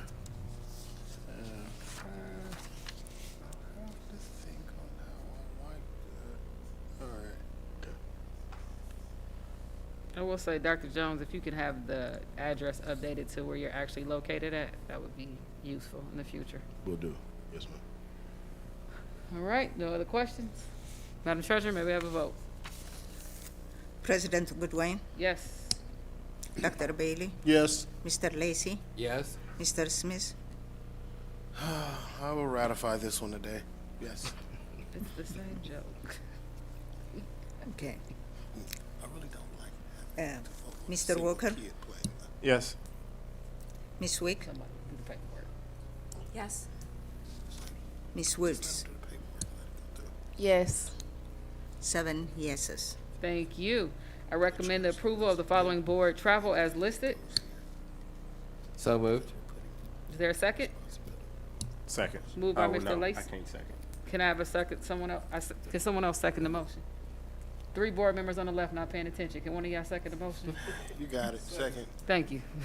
Moved by Mr. Lacy, second by Dr. Bailey. Any questions on the motion? Seeing none, may we have a vote? President Goodwin, Yes. Dr. Bailey, Yes. Mr. Lacy, Yes. Mr. Smith, Yes. okay, Mr. Walker, Yes. Miss Wick, Yes. Miss Woods, Yes. 7 yeses. Thank you. I recommend the approval of the following resolution authorizing the superintendent's performance bonus for the 2024-2025 school year. And just a note for the viewers at home, there are some performance matrix that Dr. Lawrence needed to hit, and he did hit those matrix, of which increasing enrollment from 12,418 to 12,844, which is an increase of 426 students, and retaining staff, which I don't think it says in here, but last year, out of the 900 plus teachers, we only lost 174. So those are the matrix that Dr. Lawrence is receiving this bonus for. Is there a motion? So moved. Second. Moved by Mr. Lacy, second by Dr. Bailey. Any questions or comments? See, is that, you got a comment? Or are you just humming? Okay. Seeing none, may we have a vote? President Goodwin, Yes. Dr. Bailey, Yes. Mr. Lacy, Yes. Mr. Smith, All right. Yes. Mr. Walker, Yes. Miss Wick, Yes. Miss Woods, Yes. 7 yeses. It's weird. Hey, And she ain't rhymed enough in the whole meeting. first She's off, slacking. I need y'all to calm down. All right, so now we are on to our comments. Ms. Woods, I'm gonna give you time to think about getting your thoughts together since it's your first time up here. So I'm going to start with Mr. Lacy. The finance committee met last Thursday and went over the financial statements, and they are in good order. And I'm looking forward to the audit committee meeting this month. Thank you, Ms. Wick. Thank you to the team tonight for all of your professional presentations. I always appreciate it. I attended the service yesterday for the young man that we lost downtown a week ago. I was struck by the fact that if his mom or his aunt or somebody didn't receive a call every day from him, by about 3 o'clock, they would be calling him because he checked in with them every day so that he was safe, so that they knew he was safe. And I know that the complexities of the organization and our students and all of the things are a big part of all of it. But I am pleading with this board to take action to move the students away from the main bus hub. We have buildings, we have facilities, we have community partners and agencies that we can and should do better by. It's our responsibility. And there are other community agencies that bear responsibility as well. This is not calling anybody out on anything anybody is or is not doing, but I am calling this board to do more to move our students to a safer transition point while we work for better solutions. So thank you. That's all I've got. Thanks. Mr. Walker. Had to get my notes ready. So I did attend the Council of Great City Schools Conference, legislative conference in DC, as well as the National School Board Conference in Atlanta, Georgia, under my name. You will actually see my very, very intensive breakdown of my sessions and things like that was attended, as well as my second hat on the board is legislative. So in there as well, I have some of the current bills that are pending in the state that affects public education in a lot of ways. So please take a look at those and reach out if you have any questions. Last month, I believe, I served as a judge for Edison's speech contest. Congratulations to everyone that participated in the Botillion, Cotillion, and Debutante. Definitely enjoyed speaking at the Meadowdale JROTC Military Ball. Next week, we do have a after-school activities committee meeting. And thank you to, first time I do anything like this, thanks to Madam President for putting these budget presentations on. I really do enjoy them. You will never get another one of those. And then yesterday I had the opportunity to attend the DPS Foundation board meeting.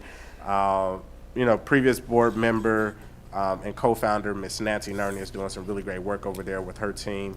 To the athletics department, I will say that I will like to charge you all to really look at, I had a chance to visit Stivers today. Stivers has plenty of space inside of there.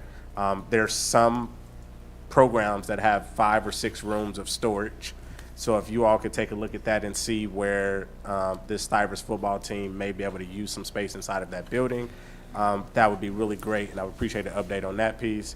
And I will end my comments with the general statement that election season is here. Please do not fall victim to tricks that politicians like to play inside of the city of Dayton. Recognize what clown behavior is and know how to stand on recognizing what clown behavior is. Individuals who feel some type of way about students downtown, one, it is discrimination to me. It is retaliation. It's always interesting when you see individuals on this level who has done this work and worked in public education for 30 plus years as retired teachers, principals, union president, who has a statement of 25% of our population of youth is 100% of our future. Be nice if they actually meant every word that they say. And other individuals who decide to associate with those individuals as well.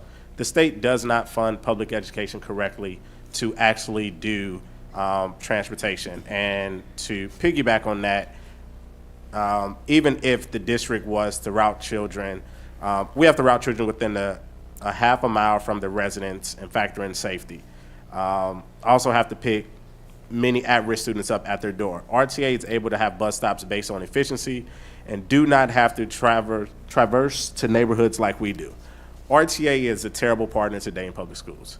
RTA charges $60 for a regular bus pass, and Dayton Public Schools pays $85 for a bus pass. It's ridiculous. But yet you have city officials who appoint these members to their board and wanting to bring them to the table, but will hold a press conference because they're trying to run for office. So hopefully individuals in the community will look at who's on the ballot and recognize where people stand and stop looking at discrimination against our youth. Thank you. Mr. Smith. Yes. That was a lot. I want to say thank you to everybody that came out today. Seeing those students be recognized for their achievements. As a former student who got to hold up his Math Olympics trophy high, you wasn't our coach, because we had winners over there. I remember how good I felt at that moment, and I just want us to constantly find ways to encourage our students when they're doing well, no matter how big or small that we perceive it to be, because when they're doing something, it's always huge to them. And I think the more that we can do to encourage students and let them know that we value the things that they do, it lessens the impact on people lifting them up for doing the wrong things. And I want to be clear, that's one of the reasons we see in many communities a spike in youth violence alongside of the poverty and disinvestment and all the things that we can be here all day talking about, is that a lot of students or a lot of young people gravitate towards those people that bring them in. And quite often it happens a lot that people lift up people who are doing the wrong things. And so the more we can lift up our students for doing the right things, that's just another step in the right direction. And so I really appreciate that, and I appreciate the board always taking space to house those moments. I want to thank everybody out here. We're going to that testing season. Let's keep it going. Encourage everybody. I want to keep everybody lifted up. This is that time where it's easy to check out, so I want to encourage everybody there. Looking forward to the summer months, and Dr. Lawrence, if you could, make sure we get with PIO to make sure that all the programs that we will be putting out. I know last year you had a whole blitz about what was going on this summer. Don't slack up in year 2, man. Can't have you do that. Facts. Can't have you do that. We need to know what's going on. And then lastly, I want to just thank everybody in this district.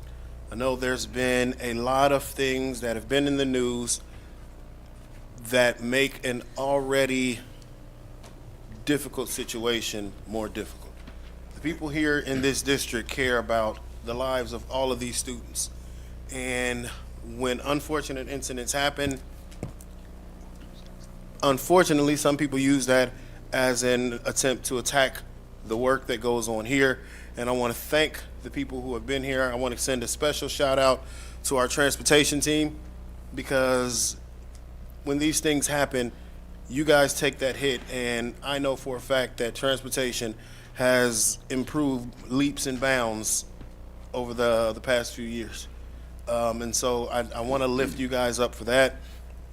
And I want to just really say I really, really support DPS. When we have people out there saying what we shouldn't do or what we're not doing or how we should do things, and we're not putting that same energy towards attacking legislature. We're not putting that same effort towards attacking they're sleeping in their beds. If we're not going to address safety in this city and we're only going to put it at one space, then we're only pushing the problem off of our front step, and we're saying, I don't want to see this issue as long as it's in my vision. If we're just pushing off the problem, then we're no better than the people that propagate the violence in the first place. And so I want to stand with our district and say, we have been working over and over, and if anyone wants to go, they can Google most of these things. We've had this contentious battle with how do we transport our children. We've tried different methods. We've tried going to a private system, and that didn't work because we have to then pay fines that are not being picked up by those who would be driving that. So that method's out the way. We've tried talking to RTA, who also was interviewed with this whole press conference, and their response was, we don't want them on RTA. So we're getting mixed messages about, do we want to route separately, when the CEO of RTA is saying, I don't want these kids on my buses, and he is on record for saying, I will try my hardest to discourage children from being on RTAs. And he's gone a step further by moving RTA stops further away. We have a student sitting up here that can tell you there was bus stops right in front of Ponence. Those bus stops got moved further down the street to discourage students from being on those buses. So if we're going to have a question and conversation about safety, everyone has to come to the forefront and really lay down what do they really want and what is this really about. Because if it's about safety, then we need to work on safety. If it's about where we want children to be, then let's just be honest and find places that we want children to be at.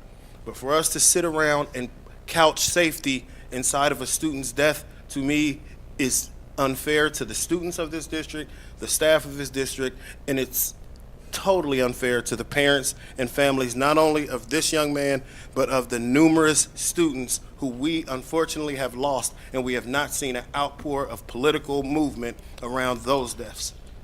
That is all I have to say. President Goodwine. Thank you. Miss Woods. Sorry. Well,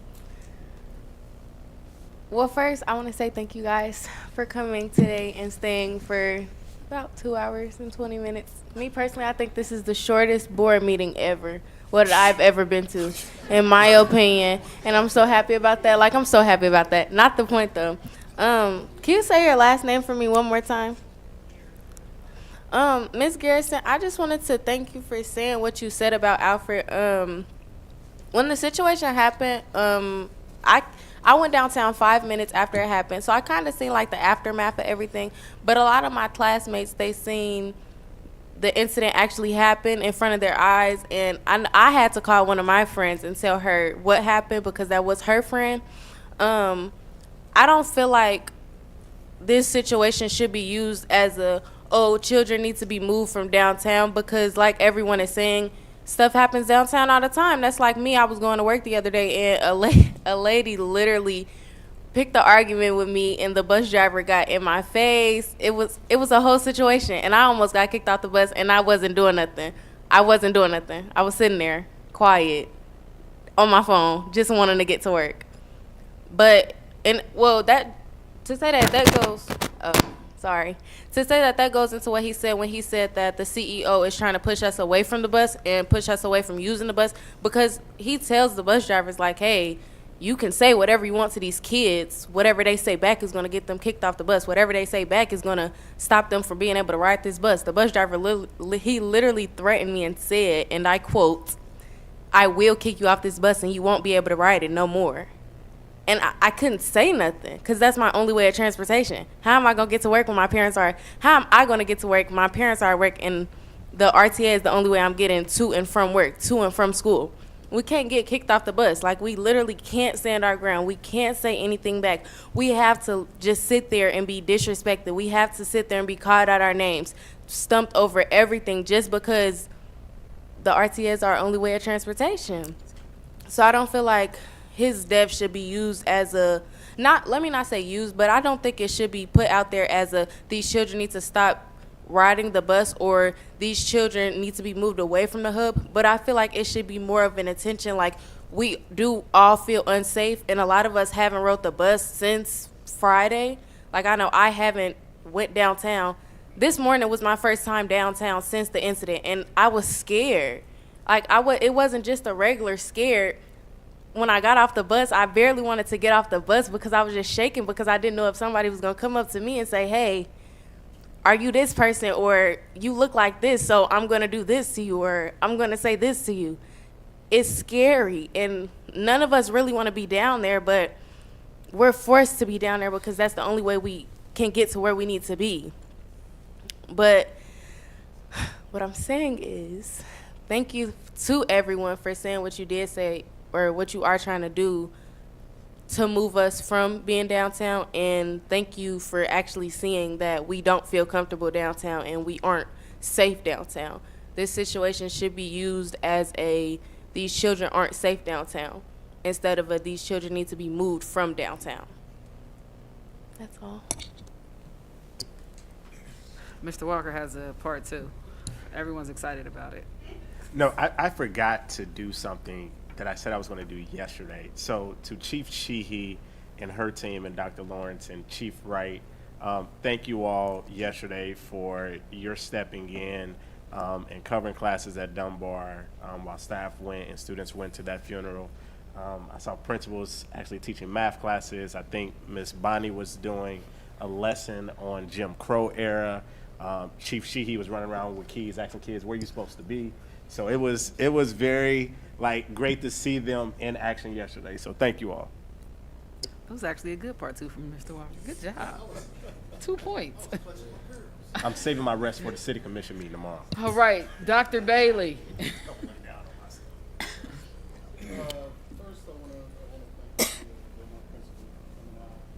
Is your mic on? Thought it was on. Thought it was on. I clicked it back off, but I want to thank the principal for Belmont coming out. He's been at quite a bit of the meetings that we've had, so I appreciate that. Ms. Garrison, thank you for coming out and the words that you gave us today.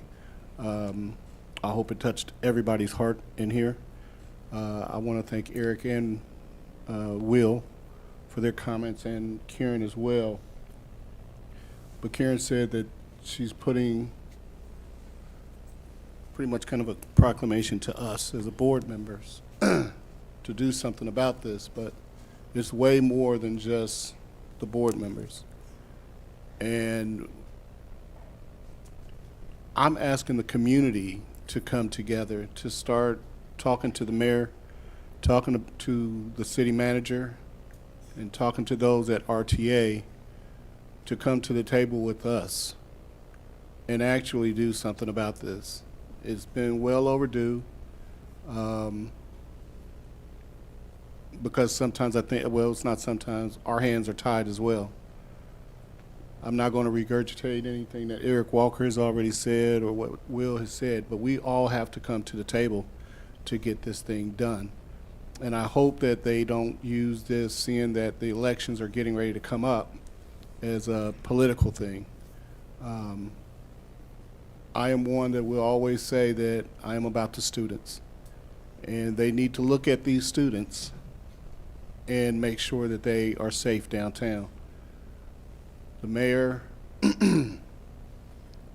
has always said that, he's been on this board, and that he is in touch with this city. Then he needs to be in touch with this city. We need help because we can't do it by ourselves. And I think somebody's already said we don't run the bus routes for RTA. We don't schedule those. So I don't know where we go from here, but I do know that we need to come together and make this better.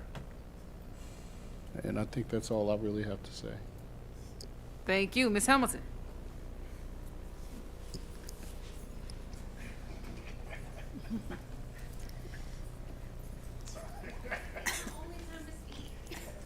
Let me speak. I just wanted to say thank you all who showed up today from the Math Olympics and the debates and the other celebrations that we had for our students. I think it's fantastic. Miss Woods, I loved hearing you multiple times today and seeing you up here. It was fantastic. The only update that I wanted to give about the audit department is that our audit committee meeting is later this month, like Joe Lacey said. And we have a really good group of people who are coming together. It's a mix of board members. So we got audit committee chair and board member Joe Lacey, Dr. Goodwine, William Smith, all board members, of course, currently. And then, of course, we have community members who have chosen to volunteer their time on a regular basis to come alongside our district and support us consistently, and I'm really, really excited for their involvement. And those members include Christopher Calvin, Allison Clark, Curtis Farnsell, Stephen Gregory, and Abby Patel-Jones. And I'm really excited for the audit committee to be official and to be getting the ball rolling. So that's it. Thank you. Thank you. Dr. Jones. Dr. Goodwin, if I may. No, you may not, but go ahead. I just want to say I appreciate that audit committee. I just want to share that I think the way that audit committee was formed is something that we really should look at. Just the fact that people came in on their own time to be interviewed to serve on a board shows the interest and the dedication that they're going to have on there. So I want to salute our auditor on putting together that process. And I just want to thank you for being so creative and finding people that really are coming together for the betterment of DPS. Thank you, Dr. Goodwine. Back to you, Dr. Jones. I'd also like to piggyback Will Smith in saying huge salute to Sarah. We got a chance to look at the preliminary draft of the audit. The first audit was on IT, and it was extremely detailed. It was really good, and I think it's going to guide our strategic plan formulation as we move forward. So, thank you. Also, we are conducting K-8 transportation listening sessions on the 23rd and the 24th. And so this is an invite for any parent or guardian to come to our listening session on the 23rd or the 24th from 5 to 6:30 at Jackson Center. Thank you. Thank you, Madam Treasurer. Thank you. This year is the biennial budget year. As you know, most of our revenue comes, about 70%, from the state. So far, what we know, what is approved by the House is our foundation is going to be increased by 1.1% in 2026 and by 0.5% in 2027. So, with rising of the cost, the expenditures, wages, and salaries, 1.1% increase is really very low. On the top of that, now HB 96 ending cash balance has to be capped by up to 30%. That is a big, big issue for our district and all other districts. The bill caps 30% of the expenditures. Cash balance over 30% is going to be cut from our property tax revenues. It is huge for us. So our district estimated revenue is less than our estimated expenditures. This means I must use cash balance to cover the expenditures. Always my revenue is being lower than our expenditures. So now if I receive less money from the property taxes, where am I going to go? Are we going to ask our community to have a levy every year to cover the deficit? Because now the way, if it passes through the Senate, I can't cover the second year. And by ORC, we can't have a deficit in the second year and third year. So we need to communicate with our senators, and I hope it doesn't pass. That's a lot of concern for our district and all other districts. Thank you. That's all I have. Thank you, Dr. Lawrence. Madam Treasurer, thank you for your comments. The 16 superintendents met this morning, and we support the treasurers and echo the same comments. And thank you for your talking points that you gave us, and thank you for putting us in a position where, unlike many districts around the state, because of your leadership, Dayton Public Schools did not have to lay off staff like most districts. And because of your leadership now, we're going to band together superintendents and treasurers is bringing public school districts together to push back on this carryover space. So thank you. Thank you. I want to thank you. I want to thank your office for participating in the debate competition. David Riley was there, and Larry was there as well. Sarah, thank you. You were there as well. So they were judges. Dr. Goodwine was there too. She got a chance to see all the teams. I heard her talking about her team and what they would have done. So maybe next year she'll make the finals. I can't believe he hating on kids. That's the superintendent right there. I'm gonna play this back to him too. Well, I mean, I didn't say they weren't good. I just said, I just hopefully you'll be there next year. I mean, you know, who knows? So thank you. Now I want to say in all seriousness, I hear a lot about, and you can read a lot about urban superintendency. It is the most dangerous job in America, or one of them. Our average tenure is 2.5 years. Public education is under siege everywhere. And so this job is a difficult one and dangerous, but you can't do it without support. And I love the entire team. Dr. Jones, but I'm gonna get my 40. I'm gonna keep talking about that, right? And so, it's a basketball analogy.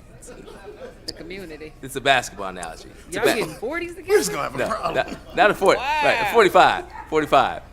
It's a basketball analogy for Dr. Jones. The basketball analogy, Dr. Jones and I. But it's tough, and you can't do it without a team, and the team is super supportive. We had a great cabinet meeting today, and I'm going to ask the board for their support. Around the nation, as we talk about superintendents, I mean, they were all sent a letter on April 3rd from the United States Department of Education that essentially said that you need to sign it to say that you're not violating Title VI of the Civil Rights Act of 1964. And what I would like to say is we, as a team, we service all students. We have an academic action plan that suggests that all means all. It's on the front of our booklets that we carry around. It's a statement that we use all the time. When we say all, we mean every single kid, every single subgroup. So it's not about one particular subgroup. So we don't have to we do it as a team together. And so, you know, and it's a part of me personally too. A lot of my, when people call you doctor, you forget about your work. But I have written a dissertation that focused on white teachers and equity. So I spent years writing about all groups and how we make things available and opportunities for every single group with the adults who manage this process. So I'm going to publicly ask the board, because I'm being asked, I'm almost being told like the rest of the superintendents around the country, that my Friday at April 18th, Good Friday, which happens to be 160 years after, coincidentally, Lincoln was assassinated, and what he stood for. I'm being asked if I don't sign by 11:59, and there could be a could. Shall make it. But most colleagues are grudgingly signing. I'm going to ask the board to support me in the non-signature. Which means you ain't up on that, right? Not signing, right? Non-signature, like you gonna put a stamp. He just ended the sentence. Right. In your head, that's okay. That was his mic drop moment. Okay. All right. Thank you, Dr. Lawrence. Thank you all for staying with us tonight and coming out. There are a couple things that I also want to echo my colleagues on. First, I want to thank the Dunbar family as well as the district as a whole for just wrapping your arms around the family of Mr. Hale, the family of our principal, Ms. Bailey, and her husband, as well as those are actual individuals in our district that this is their family that this incident occurred and happened to. And it's very real here. Like, as anyone, to lose someone is always hard. To unexpectedly lose someone and in the manner that they lost their family member is a difficult and unimaginable pain that I hope none of us ever have to go through.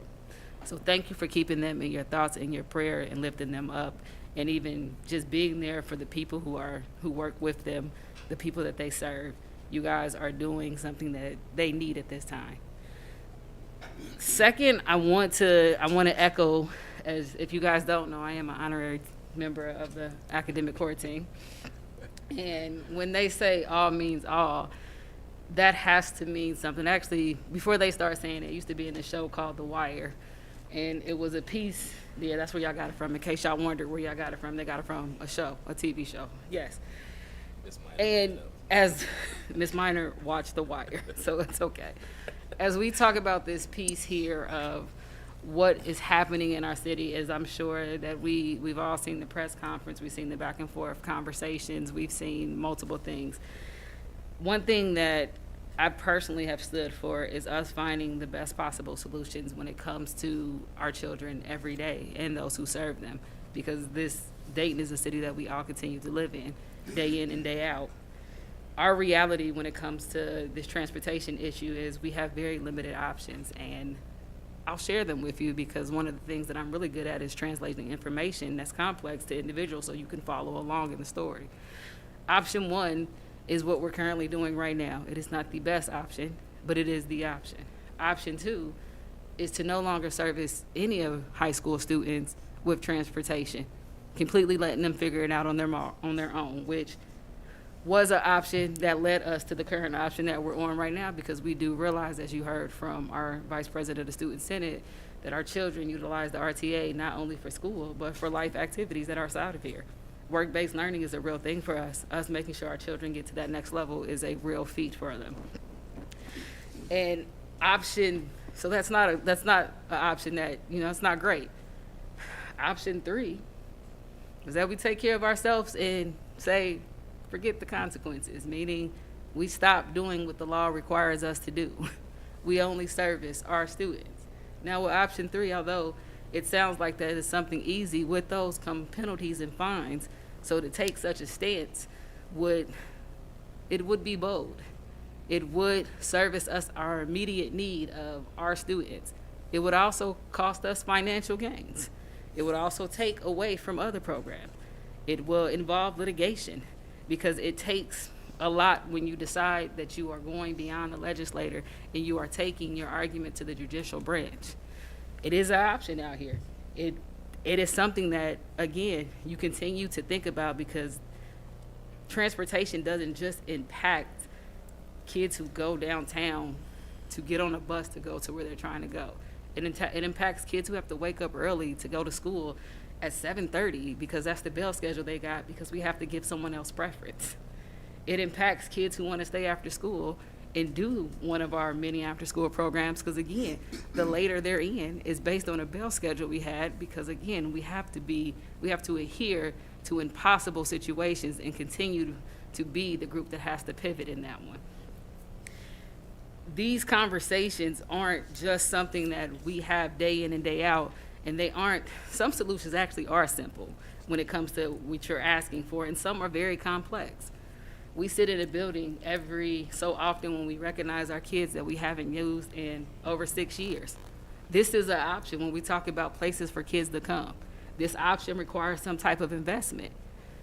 As we talk about partners out here, I'll tell you, I've personally asked the city of Dayton to invest in this building. There are 2 floors above us at any time. If we are looking for a space for kids to gather outside of school, to have somewhere that is other than the hub, this could be that option. Unfortunately, that investment just isn't there.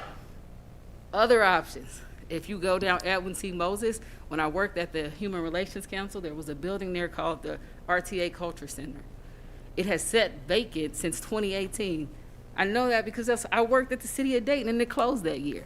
But you see that land right there, again, another option of, personally, I'll ask the city right now, if you want to help and get some skin in the game, share that place with us. We just saw the Boys and Girls Club come up here. There are other community partners that are just like them, who do after-school programming, who want to be involved in making safe spaces for the children who live in Dayton, Ohio. Because everyone who rides the bus isn't just a DPS kid, but there are a lot of City of Dayton children, day in and day out, that you have to hope that they get from A to B. My child rode the bus up until a year ago, and that's a big feat.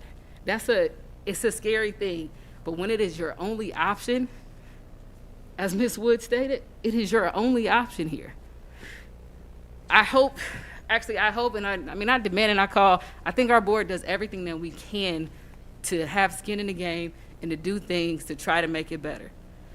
I want our city leaders to do everything they can to be more than a facilitator. I want them to be a true partner. I want them to stand with us by investing. You had at one point, they put $1 million and something in youth services.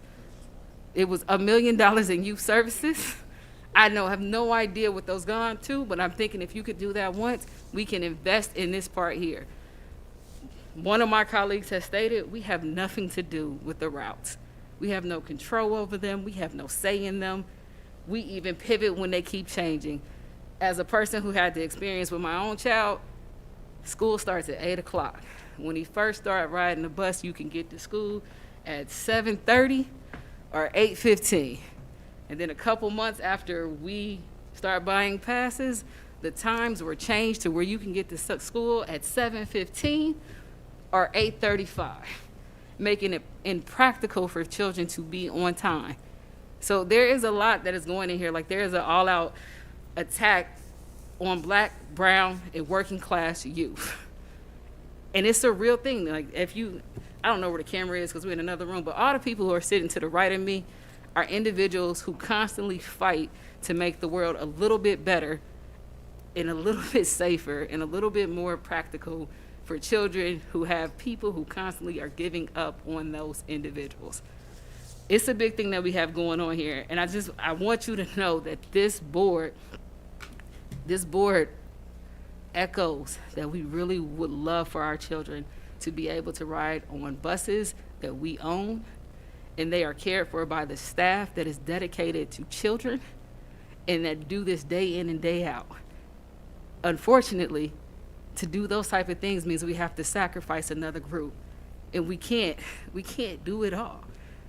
The realities are there. Like, if we could, we would. But as my vice president said, we need partners, like a real partnership. Not people who just want us to do something and get out the way, or people who just want to use something of ours and get out the way, or people who just want to dump people in places and get out the way. And I'll tell you guys, one of the recommendations that came out at one point was to drop all the children off somewhere at Ponitz.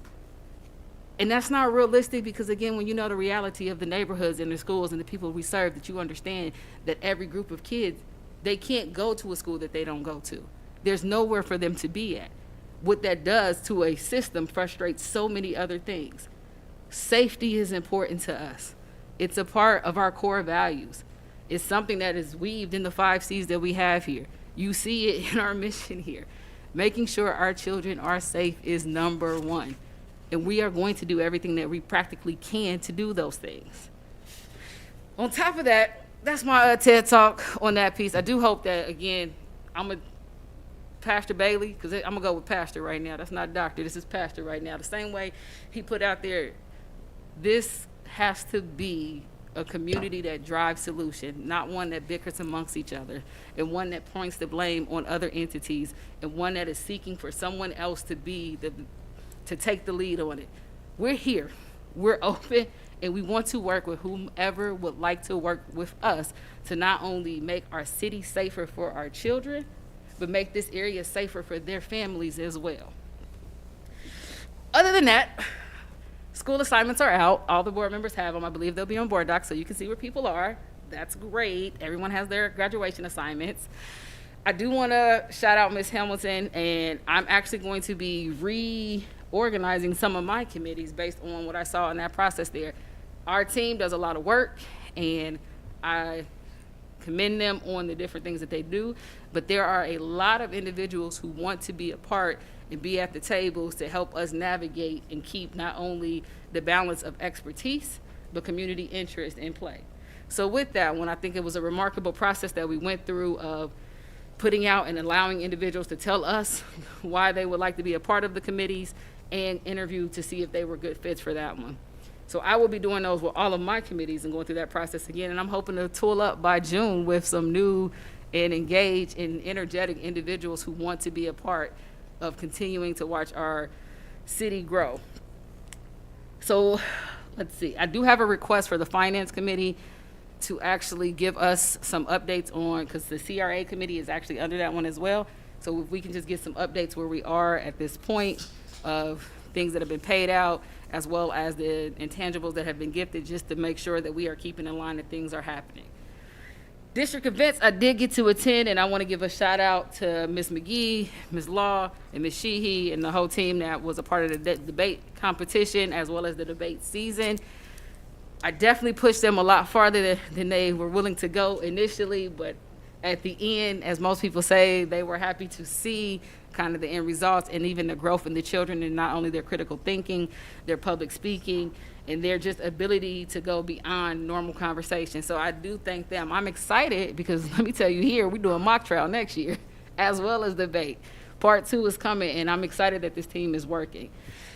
I know you all love my hat, And I enjoy it as well. And it's actually more of a nod to the Stiver students who actually just finished Seussical, the musical. It was a great performance. The lead, is his name Josiah? Josiah was amazing, and he is going somewhere in life. And when we see him on the big screen, I mean, the other cast, like, there were many individuals that had very talented voices throughout it. It was great to see every element of Stivers in one room, from the individual, the CTC program that does the photography, gave them their first promos.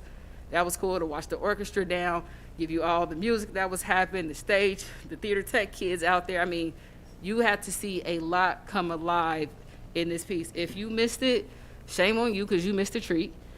Next year, you should all just go and check them out, because it is really a mini little Schuster in there, and it's really good to see how talented our children are and how creative and expressive when you see everything that a school is come together in one production. So I think that was amazing to see them. I love that they did, I believe it was Horton Hears a Who, which is not one of my favorite Dr. Seuss's book, but I did enjoy it. I enjoy that. Oh, The Places You Can Go is my favorite, just in case anybody wonders. Other than that, I did get to attend Belmont's Town Hall last night with Dr. Davis and the crew, Dr. Lawrence and the crew. And it was really good to hear the students that came out, a couple of parents. We are actively always looking for ways to engage better with the community, so we take suggestions as well. One suggestion, I said, we gotta have some food. You know, you coming at the 6 o'clock hour, it gotta be a little snack there, some chips, some water or something. But if there's anyone who is watching this who can help us, because again, we move significantly smoother when we are moving together and we have you at the front end and we aren't trying to tell you at the back end what we're doing. We want to hear from people. It helps us make decisions and move in that way. For all those who have graduating seniors, graduation is near. We are almost there. A couple more expenses and we are out of this year. So I'm excited that that is coming to a conclusion. And that's pretty much all I have for you. But Ms. Reiner has rejoined us, and I'm going to give her closing comments. Thank you, Dr. Goodwine. A couple updates that I have.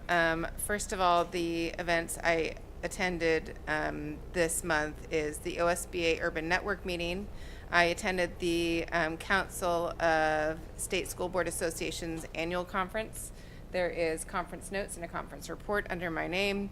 I attended the Network for Public Education conference, which was incredible. The engagement committee met. We had a great meeting, very productive. We are looking at planning out 4 district-wide events that will be really beneficial for our students. Will be hand in hand with Title I. We're really looking forward to the possibilities that we have there. We also discussed one of the takeaways from my conference attendance, the COSBA conference, was a parent academy. They do this down in Cincinnati. we're going to be doing a field trip down there and see what they do, see if it's something that we can replicate here. We've also done something of the kind in Ruskin previously too, so there is a little bit of a model here. I wanted to bring to your attention a number of legislative items. The first is I wanted to shout out House Bill 191. It was just introduced. This is a bill that would require districts to pay teachers a minimum of $50,000 a year. I think this is a really good thing for starting teacher salary across the state. I would like to point out that our starting teacher minimum is higher than $50,000. It is $51,785. So I think it's good that we are higher than the current minimum, and I think bringing everybody up to that point is good. Teaching is a demanding job, and it should be paid as such.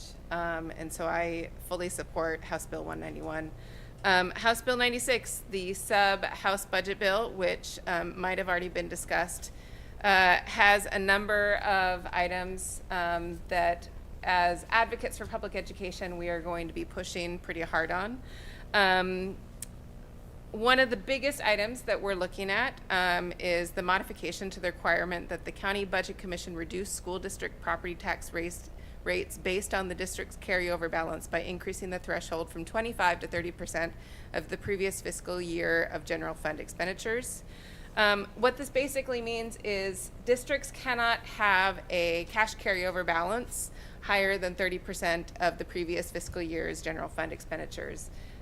This is a really devastating way to the way that this is incredibly disruptive to the sound, conservative, responsible fiscal management that we run our district by, that I know many other districts run their districts by.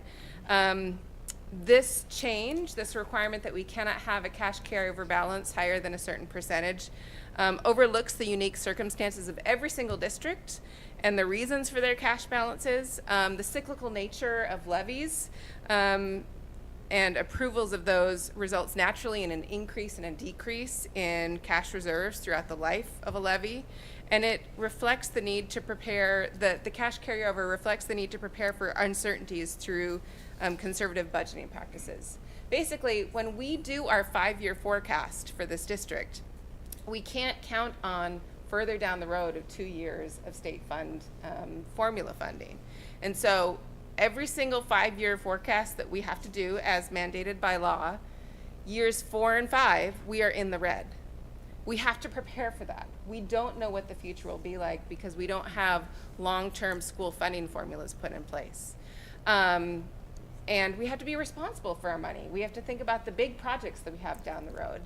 I think all the time of that period in COVID when everybody was taking a breath in the first few months and we didn't know what the economy was going to be doing. We didn't know what state funding was going to be like. We had no idea of the future of public education, of funding of this district.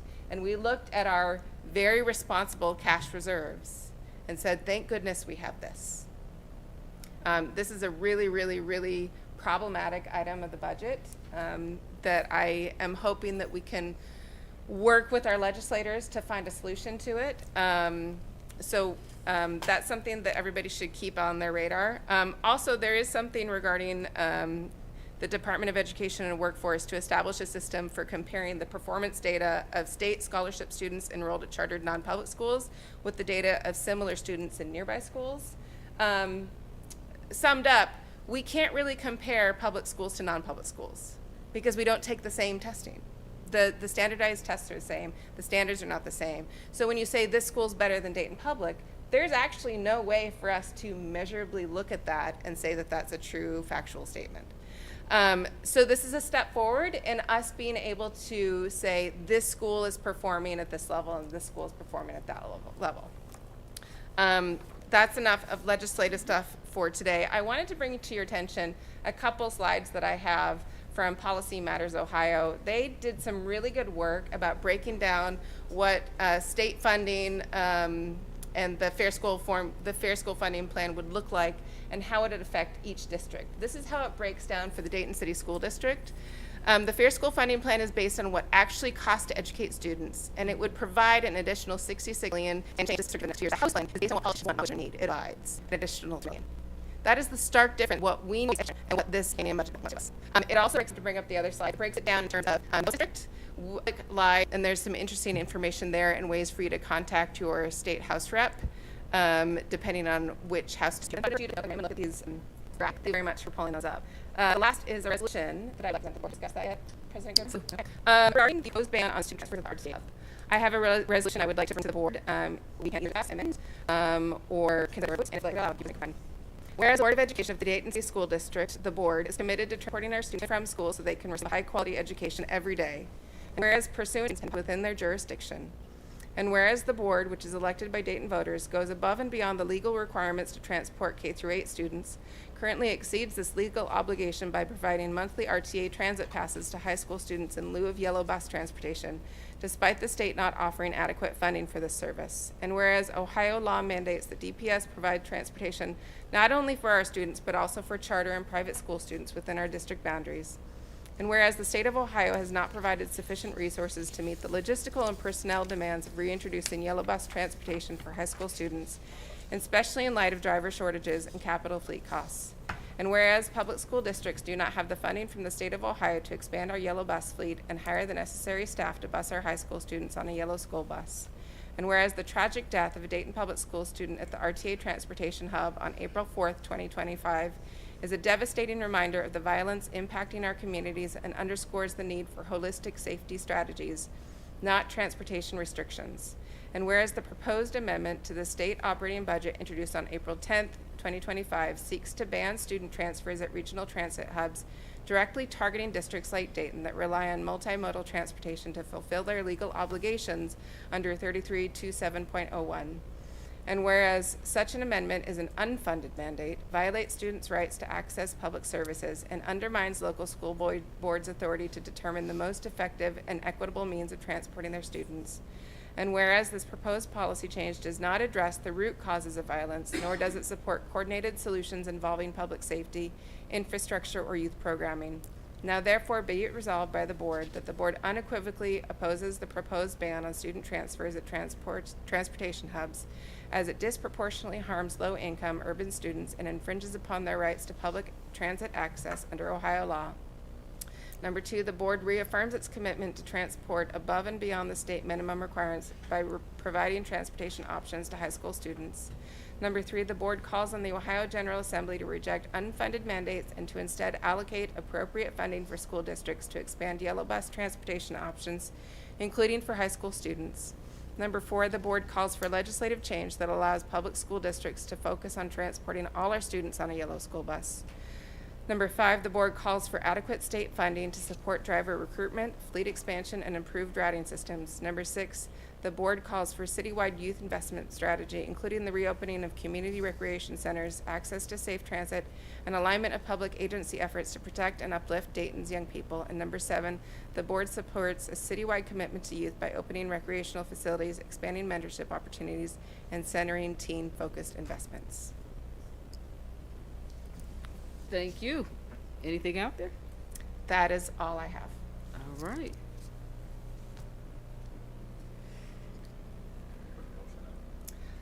I will yield for questions from the board, and we can consider a motion if somebody, I move to pass this resolution. Is there a second? I'll second. Moved in second. Any questions on the motion? Seeing none, may we have a vote? Oh, go ahead. Did you vote? Go ahead, Mr. Smith.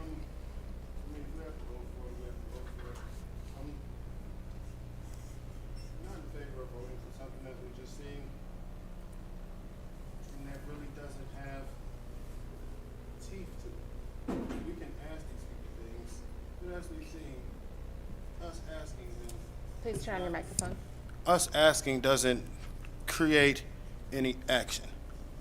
I am more for us looking at this and finding ways that we actually can create action instead of voting to ask somebody something. Because we don't need a vote to ask somebody something. And that is my thing on really all resolutions, is that if we're doing something, I want it to be grounded in action. And most of these things aren't things that we can control. So I would rather look at it and say, how can we take the sentiments of this and create something that actually moves towards action instead of putting out something for the sake of putting it back on somebody else, especially when we know the political climate. It'll get lost in the ether of what's going on, and we would have voted on something to ask somebody to do something that is already not doing those things. I just think that, especially with me just looking at it right now and then turning around and voting on it when it has no teeth to do some of the things that we're talking about doing. Would you like the work to put some teeth in it? Yes. I'm just asking if you're gonna like do it. Yes, I think that's All right. that's the That's whole all. thing. If we're gonna tell somebody where we stand, we have to be able to stand on it. And as currently written right now, we're not standing on anything. We're asking people to go do things, which would be the same thing as what we just said the city and RTA and those people are currently doing to us. Can I request that come back to our, well, I gotta ask them on their motion, but my request to you would be, can we bring that to our board retreat? That's next week. Yes, ma'am. Would you guys would you all be okay with waiting on this until the board retreat? I think that, I still would like to have a vote for this. I would like to point out that the title is a resolution opposing a proposed ban on the student transfers at the RTA hub. I think that's pretty actionable. I think it shows that we are officially opposing this amendment, which is going to the legislative floor very soon. Right, I'm saying it's opposing something that we don't have power to. Like when we oppose something that legislators do, that's all we're doing is saying, hey, we're against that. Saying we're against that does nothing for us. It doesn't change the fact that we're outnumbered at the state level. It doesn't change that these things, if they say they want to do something, they're going to do it. And it's like my child saying, I'm against you saying do this, and I'm the dad, this is what's about to happen. Like these people, well, I don't like to say these people, the way the politics is shaped in Ohio and across the country, you kind of know how these things shake out. It's a reason why people came into our city on that time to put this out. Opposing what a RTA bus ban moves us no further into solving our issues. It's us putting out a statement saying, hey, we're against you guys doing that. Most people already see that we're against them doing that. I just want us to, if we're going to take things to a part where we vote on things, if it's not about actual action outside of us just saying we're against something to say we're against it, I'm not for it. I have an idea, actually. I would still like to vote on this tonight, and if Board Member Smith would like to have an action committee to work on this following the resolution, that would be great.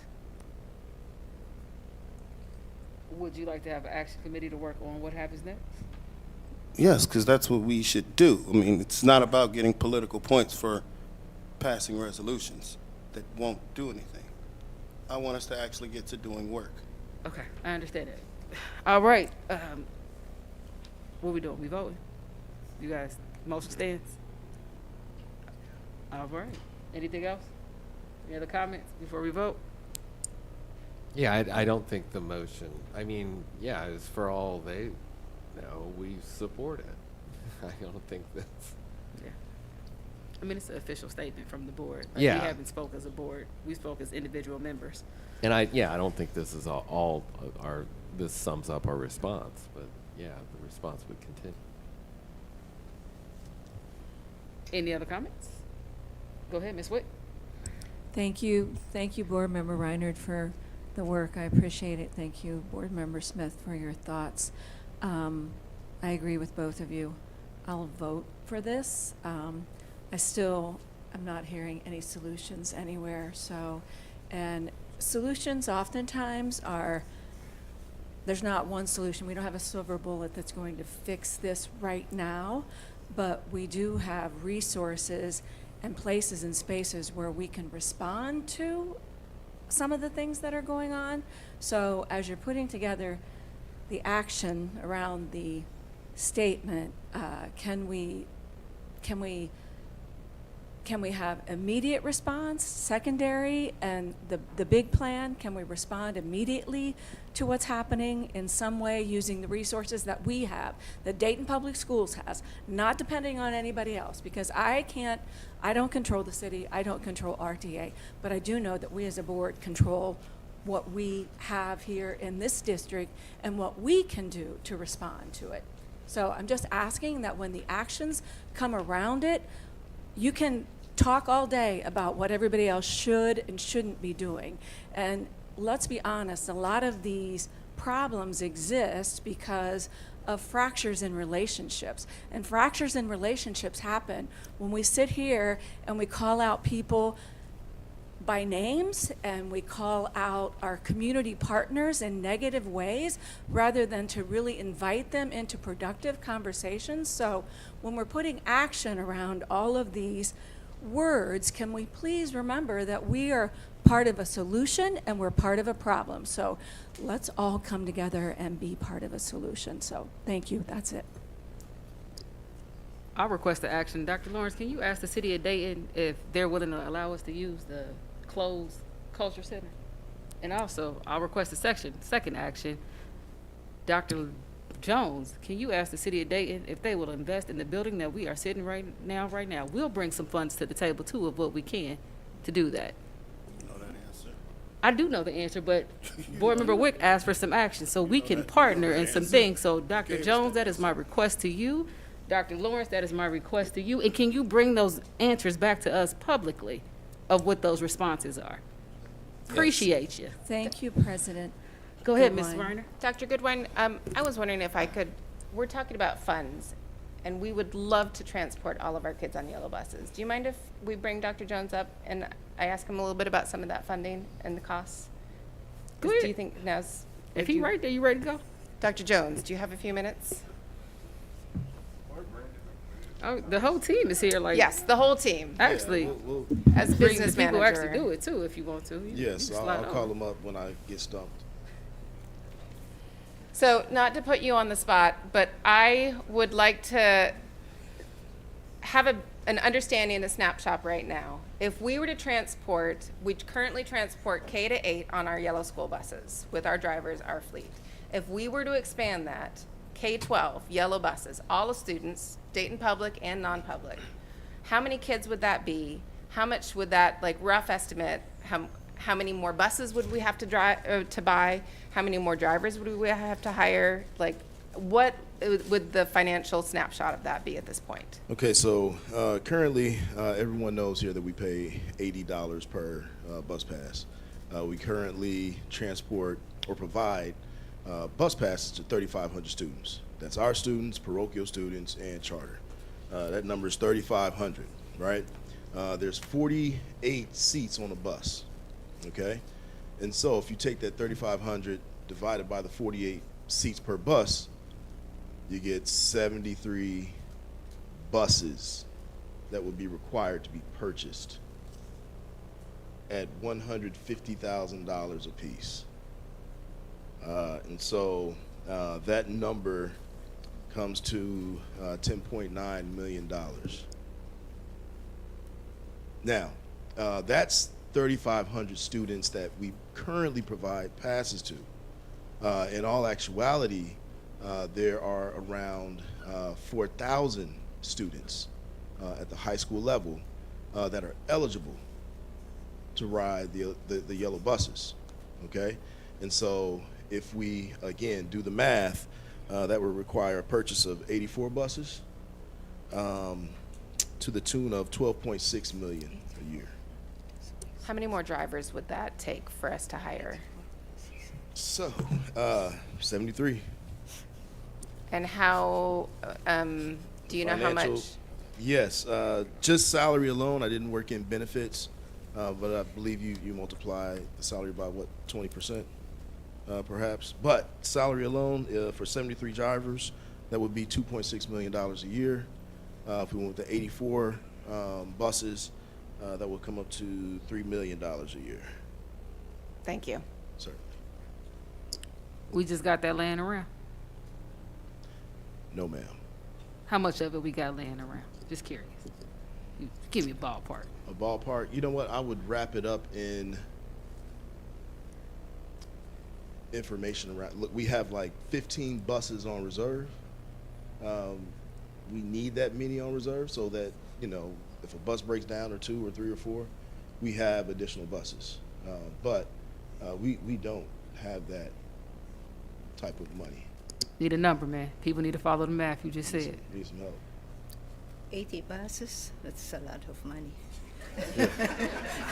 Somebody we do not have $11 million to purchase 80 buses. In buses. addition to that, the last time we purchased new buses, it took 18 months. Okay. For them to get How much? Give me a number. What number do we have? You said we don't have 11 million. Do we have 10? Do we got 9? No. What about 8? How about 7? No. So 6? We met. 5? We had a conversation. It's a guess. That's all I'm Hewitt, asking. Dr. Lawrence, myself, we were looking at hiring 30 drivers. It's not in the budget at all. Give me the number, man. You keep talking around it. What's the number? What? Let me get you a teammate, Mr. Anderson. You over? Come on up. What type of number are you? Exactly I'm asking what the number we at. You Like, said it take 11 what money million. do we have? What do we have? So it would be 11. It would be 11 million for buses. What you got An additional today? 2.6. That'd be 13, almost 14 million. We What don't. do y'all have? What Like, do you right now, what have? you got? Additional, we don't have any additional. If little, So we at zero? Are we at zero? if We don't little have Tommy any. got 5 apples, Don't do that. Don't do that. Are you asking how much we have left? yeah, out like, here? do Look, you have no, a no, million? hold on, look, Just let me saying, do it again. right now. You said What do 11 you million. have? How much of the 11 do you have? What you got on it right now? What could you put on the table? If the church plate is going around, what you putting in the basket? I hear that in the budget, but it's not there. That's what I'm saying. Are you saying zero is not there? We don't have the budget. I know. And you'll see that in the presentation. So you got $0. You got zero on it. We don't. Not even two in a possible. It's a bad hand of spades right now. Okay. If we don't use those bus passes, you will have that much, plus maybe 2 million. So if we didn't So purchase those bus passes, that would passes are that'd be about $3 million. 3 million, Plus 2 million. So you got 5 million on the 11. yeah. Okay. That's what I heard. We got 5 on the 11. So we on 6 the short.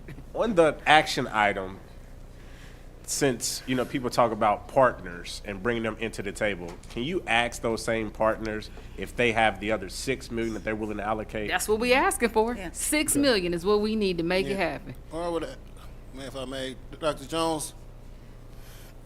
So, in the conversations that you've had with transportation partners, if we were not purchasing bus passes to ride general buses, and as we've had conversations about trying to create a limited stop route system, if we weren't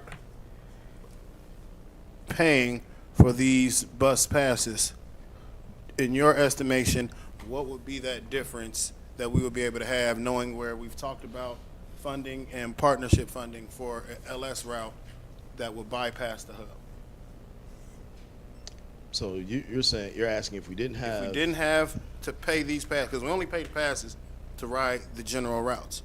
But if we did not have the general routes, we would have to pay for the limited stop routes. That's how it's always worked. We had to pay RTA to give us the LS routes. Right now, we just pay passes to catch normal buses.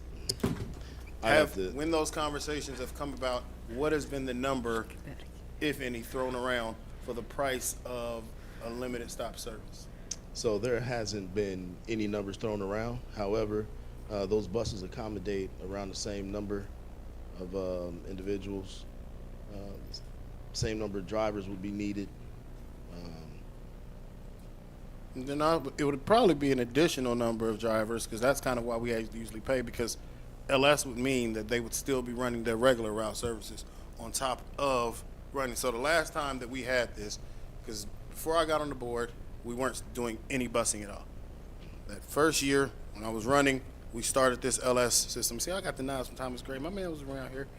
With that, I think, Mr. Gray, we had to pay, around $3 million, $3.5 million at that time? Mm-hmm. And that was to get extra buses, because that's been that argument, is that it's going to take extra buses no matter how we do this. If we were to do it ourselves, we need extra yellow buses. If we were to do a limited stop service, they would need extra RTA buses. Mm-hmm. The issue came around when COVID hit and there was no need to use RTA buses. That's when that partnership went away. After COVID, and we're going back to school, there was no pickup Smith, on that service. You have to add in why there was no need for the RTA buses. Oh, because we wasn't going to school. Okay, it was shut down. It was shut down. So I'm saying, if we do not have, I think that number for you, for me as a voter on this board, will be important if we're having these conversations around what does that look like, the difference between trying to put people on yellow buses versus putting them in a LS system. What does that look like, and having those conversations, because that will require extra drivers and extra buses on the RTA side. But if that has been now a push from other outside entities, I think now that increases the appetite, it should increase the appetite for other parties to come to the table with a different attitude than before, when there was no conversation around LS buses. The conversation was, you guys figure it out and find a way to put them on yellow buses. Because I do think that just the LS system allows us some more flexibility, and that was helpful back when we had it, was the flexibility that it afforded. And I think that now, if we're talking about a landscape where people are saying that other folk are saying, let us find this new routing model, and the question was then, where do we bust them to? I think surrounding that whole conversation may, for me, be a good comparison on where we should go. Is it through LS or trying to find this pie-in-the-sky funding to go hire a bunch of drivers ourselves and hire a bunch of buses ourselves? So I think that, for me, would be a big thing for your team to look into alongside of Dr. Lawrence to see what are the real options. Can I? Dr. Jones or Chief Wright,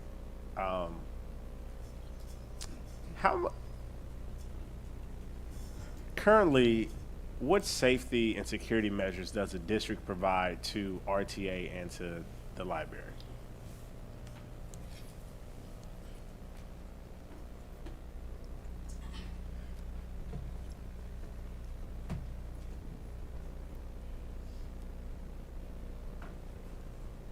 Good evening, board. Thanks for having me up here. The total now is 4 daily. We did have an additional 4 going in the morning for AM RTA down at the hub. It's now the 4 in the afternoon when most of the actual traffic is coming through the hub. Out of that, so Chief, that then becomes overtime out of your budget for your staff for both locations. Do either other partner contribute any dollars to that? No. Okay. Say that one more time. You finished No. it too quick. No. Can you slow it down? Just want to hear it one more time. Can you say it in the mic, like say it with your chest? They do not They do not do what? contribute any funds towards our overtime. Oh, okay. What about our regular time? Absolutely not. Okay. Dr. Goodwin, you were at a meeting when I asked if they would contribute, and the answer was no. I was at that meeting. It was not said as nicely as you said it, but yes. It was unequivocally. No, go ahead, Dr. Bailey. So then, could you tell me if you know how much overtime is being paid out? 30,000 a month is what it was averaging. And I'll just, Dr. Bailey, to add to yours, and I love that all these entities are public entities, because according to the City Commission's agenda and things like that, the RTA provides $1.7 million a year to the City of Dayton to provide police services down to the hub. And what do they give us again? 0. Does the City of Dayton kick in on us at all? Oh, okay. Okay. Just curious. Maybe I missed something. And I'll just add, like, these, and I think for me, asking these questions, because when we talk about who are our actual partners and what they actually do, I want us to look at really the scenarios that we're placed in. Chief Wright, I commend your team because they go above and beyond the request of what they're actually hired for. But again, it is like looking at our students and where they are and making sure that they are safe in these environments and things like that. But to me, it's a slap in the face of your department. Dr. Jones in transportation, it's a slap in the face of your department. When you have these people who get on the press conference with individuals who can ultimately say, hey, we're going to add funding into the state budget to then assist these districts with things like that. And that's not partner-like when individuals get up here and showboat what their actual hidden agenda is. So thank you all for the work that you do. No worries. Thank you all. Appreciate it. Any other comments on the motion on the floor? Can I? Mark, go ahead. I forgot about you. Just one more thing. When we went with First Student, when First Student was transporting our high school students, we were paying them $7.4 billion a year with a planned 4% increase every year. So that wouldn't be a viable option either. And No, just while you're doing that, could you elaborate on like the time frame that it takes for an individual to get certified to actually become a bus driver personnel and things like that? I can tell you that. I did it. Oh, yeah. Dr. Lawrence, did you? Nah, he We'll dropped. come back to that. He dropped. Real alpha energy over there. it really depends on. I became the superintendent, and I was not able to continue my courses. Good evening, Board, President, Vice President, Superintendent. Currently, it takes anywhere from 4 to 6 weeks for a driver to get through training. That's a brand new person applying, getting boarded, getting a permit for, it takes 2 weeks in classroom first. We pay for the permit. They do the background check, of course, physical. Everything is paid for by DPS. The cost for the 4 to 6 weeks will be anywhere between $3,000 to $5,000 for one person to finish out the total training for 4 to 6 weeks, because we do paid training, and the trainer gets paid during that time. So they're training in between their routes, which induces overtime for them also. So all of those things happen. They go through an entire bus. They learn everything about that school bus, inside and out, engine, pick up and drop off of students, how safe they need to be in order to operate that school bus for those students. And Mr. Gray, I'm just curious, when we look at transporting charter school, private school students, what is the reimbursement percentage for those students compared to actual district students? Mr. Calhoun can get more into that part of it. So when it comes to the funding, good morning, everybody. Well, good evening. I've been here since 5. I've been at work since 5 a.m., so y'all really working me today. Bro. Mr. Anderson, Mr. Gray, and everybody knows that.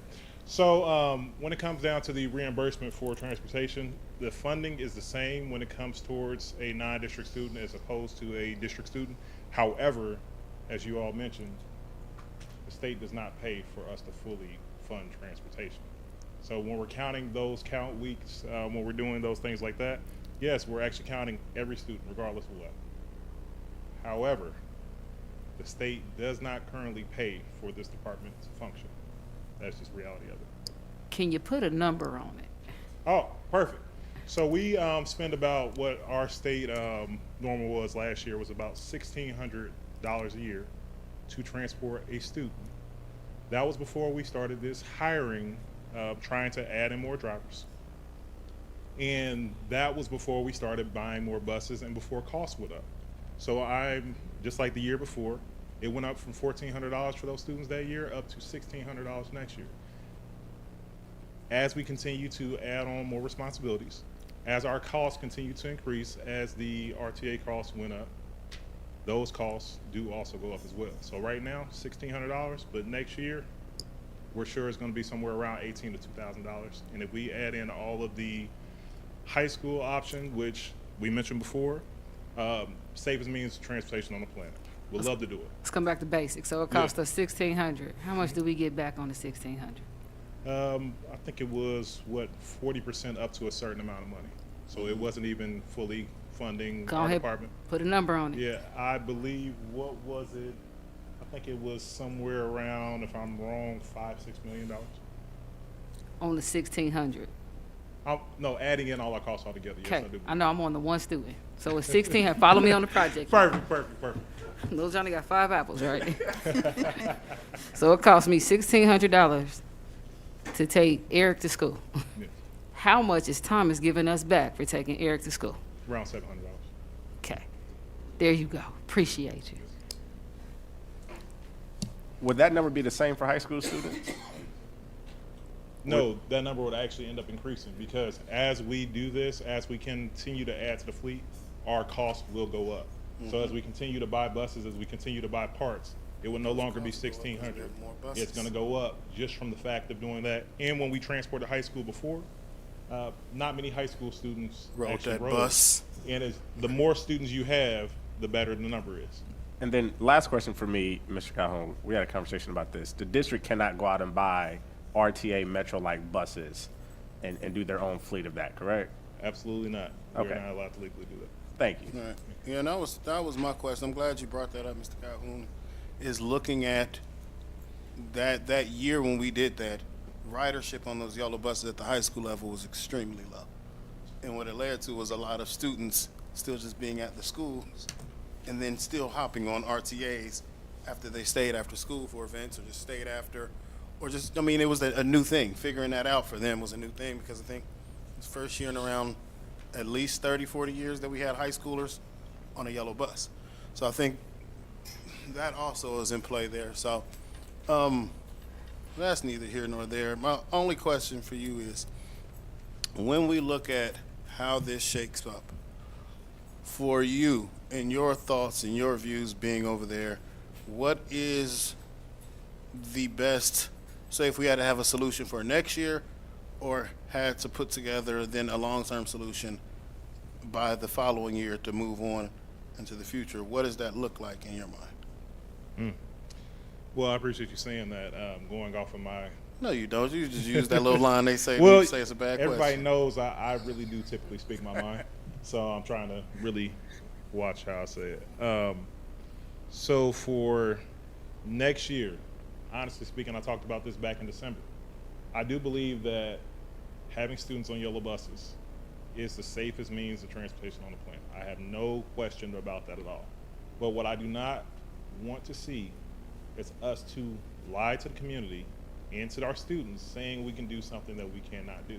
Right. So I mentioned back then having action steps and a plan moving forward so that how we can actually address this down the line. Hiring, this just saying out of nowhere, we can just hire 80 drivers tomorrow and somehow have them trained and ready to go in August. It's just not a reality. So who it would benefit, who it would be hurting right now if this would happen, what they said actually happened, it would be hurting those kids that actually need to get to where they need to get to. So I would love personally for us to work out some of those options that you mentioned. I would love for us to discuss some of those safety benefits that we talked about. Even with Ms. Woods before, us actually getting together, and we talked about it before, talking about how we can really help you to feel safe while we're there so that we can transition down the line into actually being able to do something. But that is not something we can do out of nowhere. And if we were to try to go with first student, the same issue you mentioned before with RTA, one of the things that I'm sure they're talking about with the LS buses, they need the drivers as well. Mm-hmm. First student needs the drivers as well. Everyone needs the drivers in the bus as well. In reality, we're sitting here talking about a group that I'm sure would love to have a $11 million contract with Dayton Public Schools saying they can transport the kids, if they could do it. They can't. I'm talking about RTA itself for LS and the fines. They would love to do that. They can't. So I'm very glad that you're all speaking about it now. I'm glad that we're talking about actual options and how to truly benefit the kids and really just setting up a timeline and some goals and looking at progress points to see where we're at and looking to see where we need to pivot so we can actually give something beneficial to our kids. Appreciate that. Thank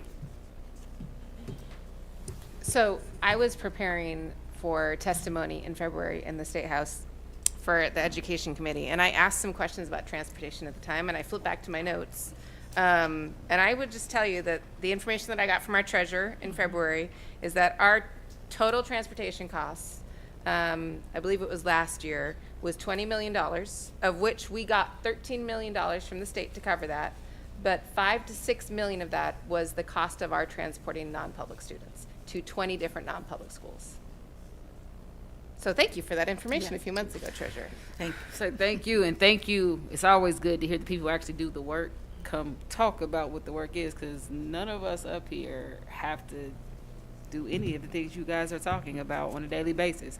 Yet we're the ones that are in the rooms where the conversations happen. And I mean, reality is we cannot promise people something that we cannot do for the many reasons that you just told us we can't do it. So that number was 11 million. Okay, just making sure. And we have 0 on it at the current moment in time. Actually, if we stop the bus passes, we could put 5 on it. And if somebody else could come up with 6, maybe 7 or 8, and then we still need all the drivers and all the equipment and then the riders. So it's a complicated, it's not as easily said as we're just going to make a switch.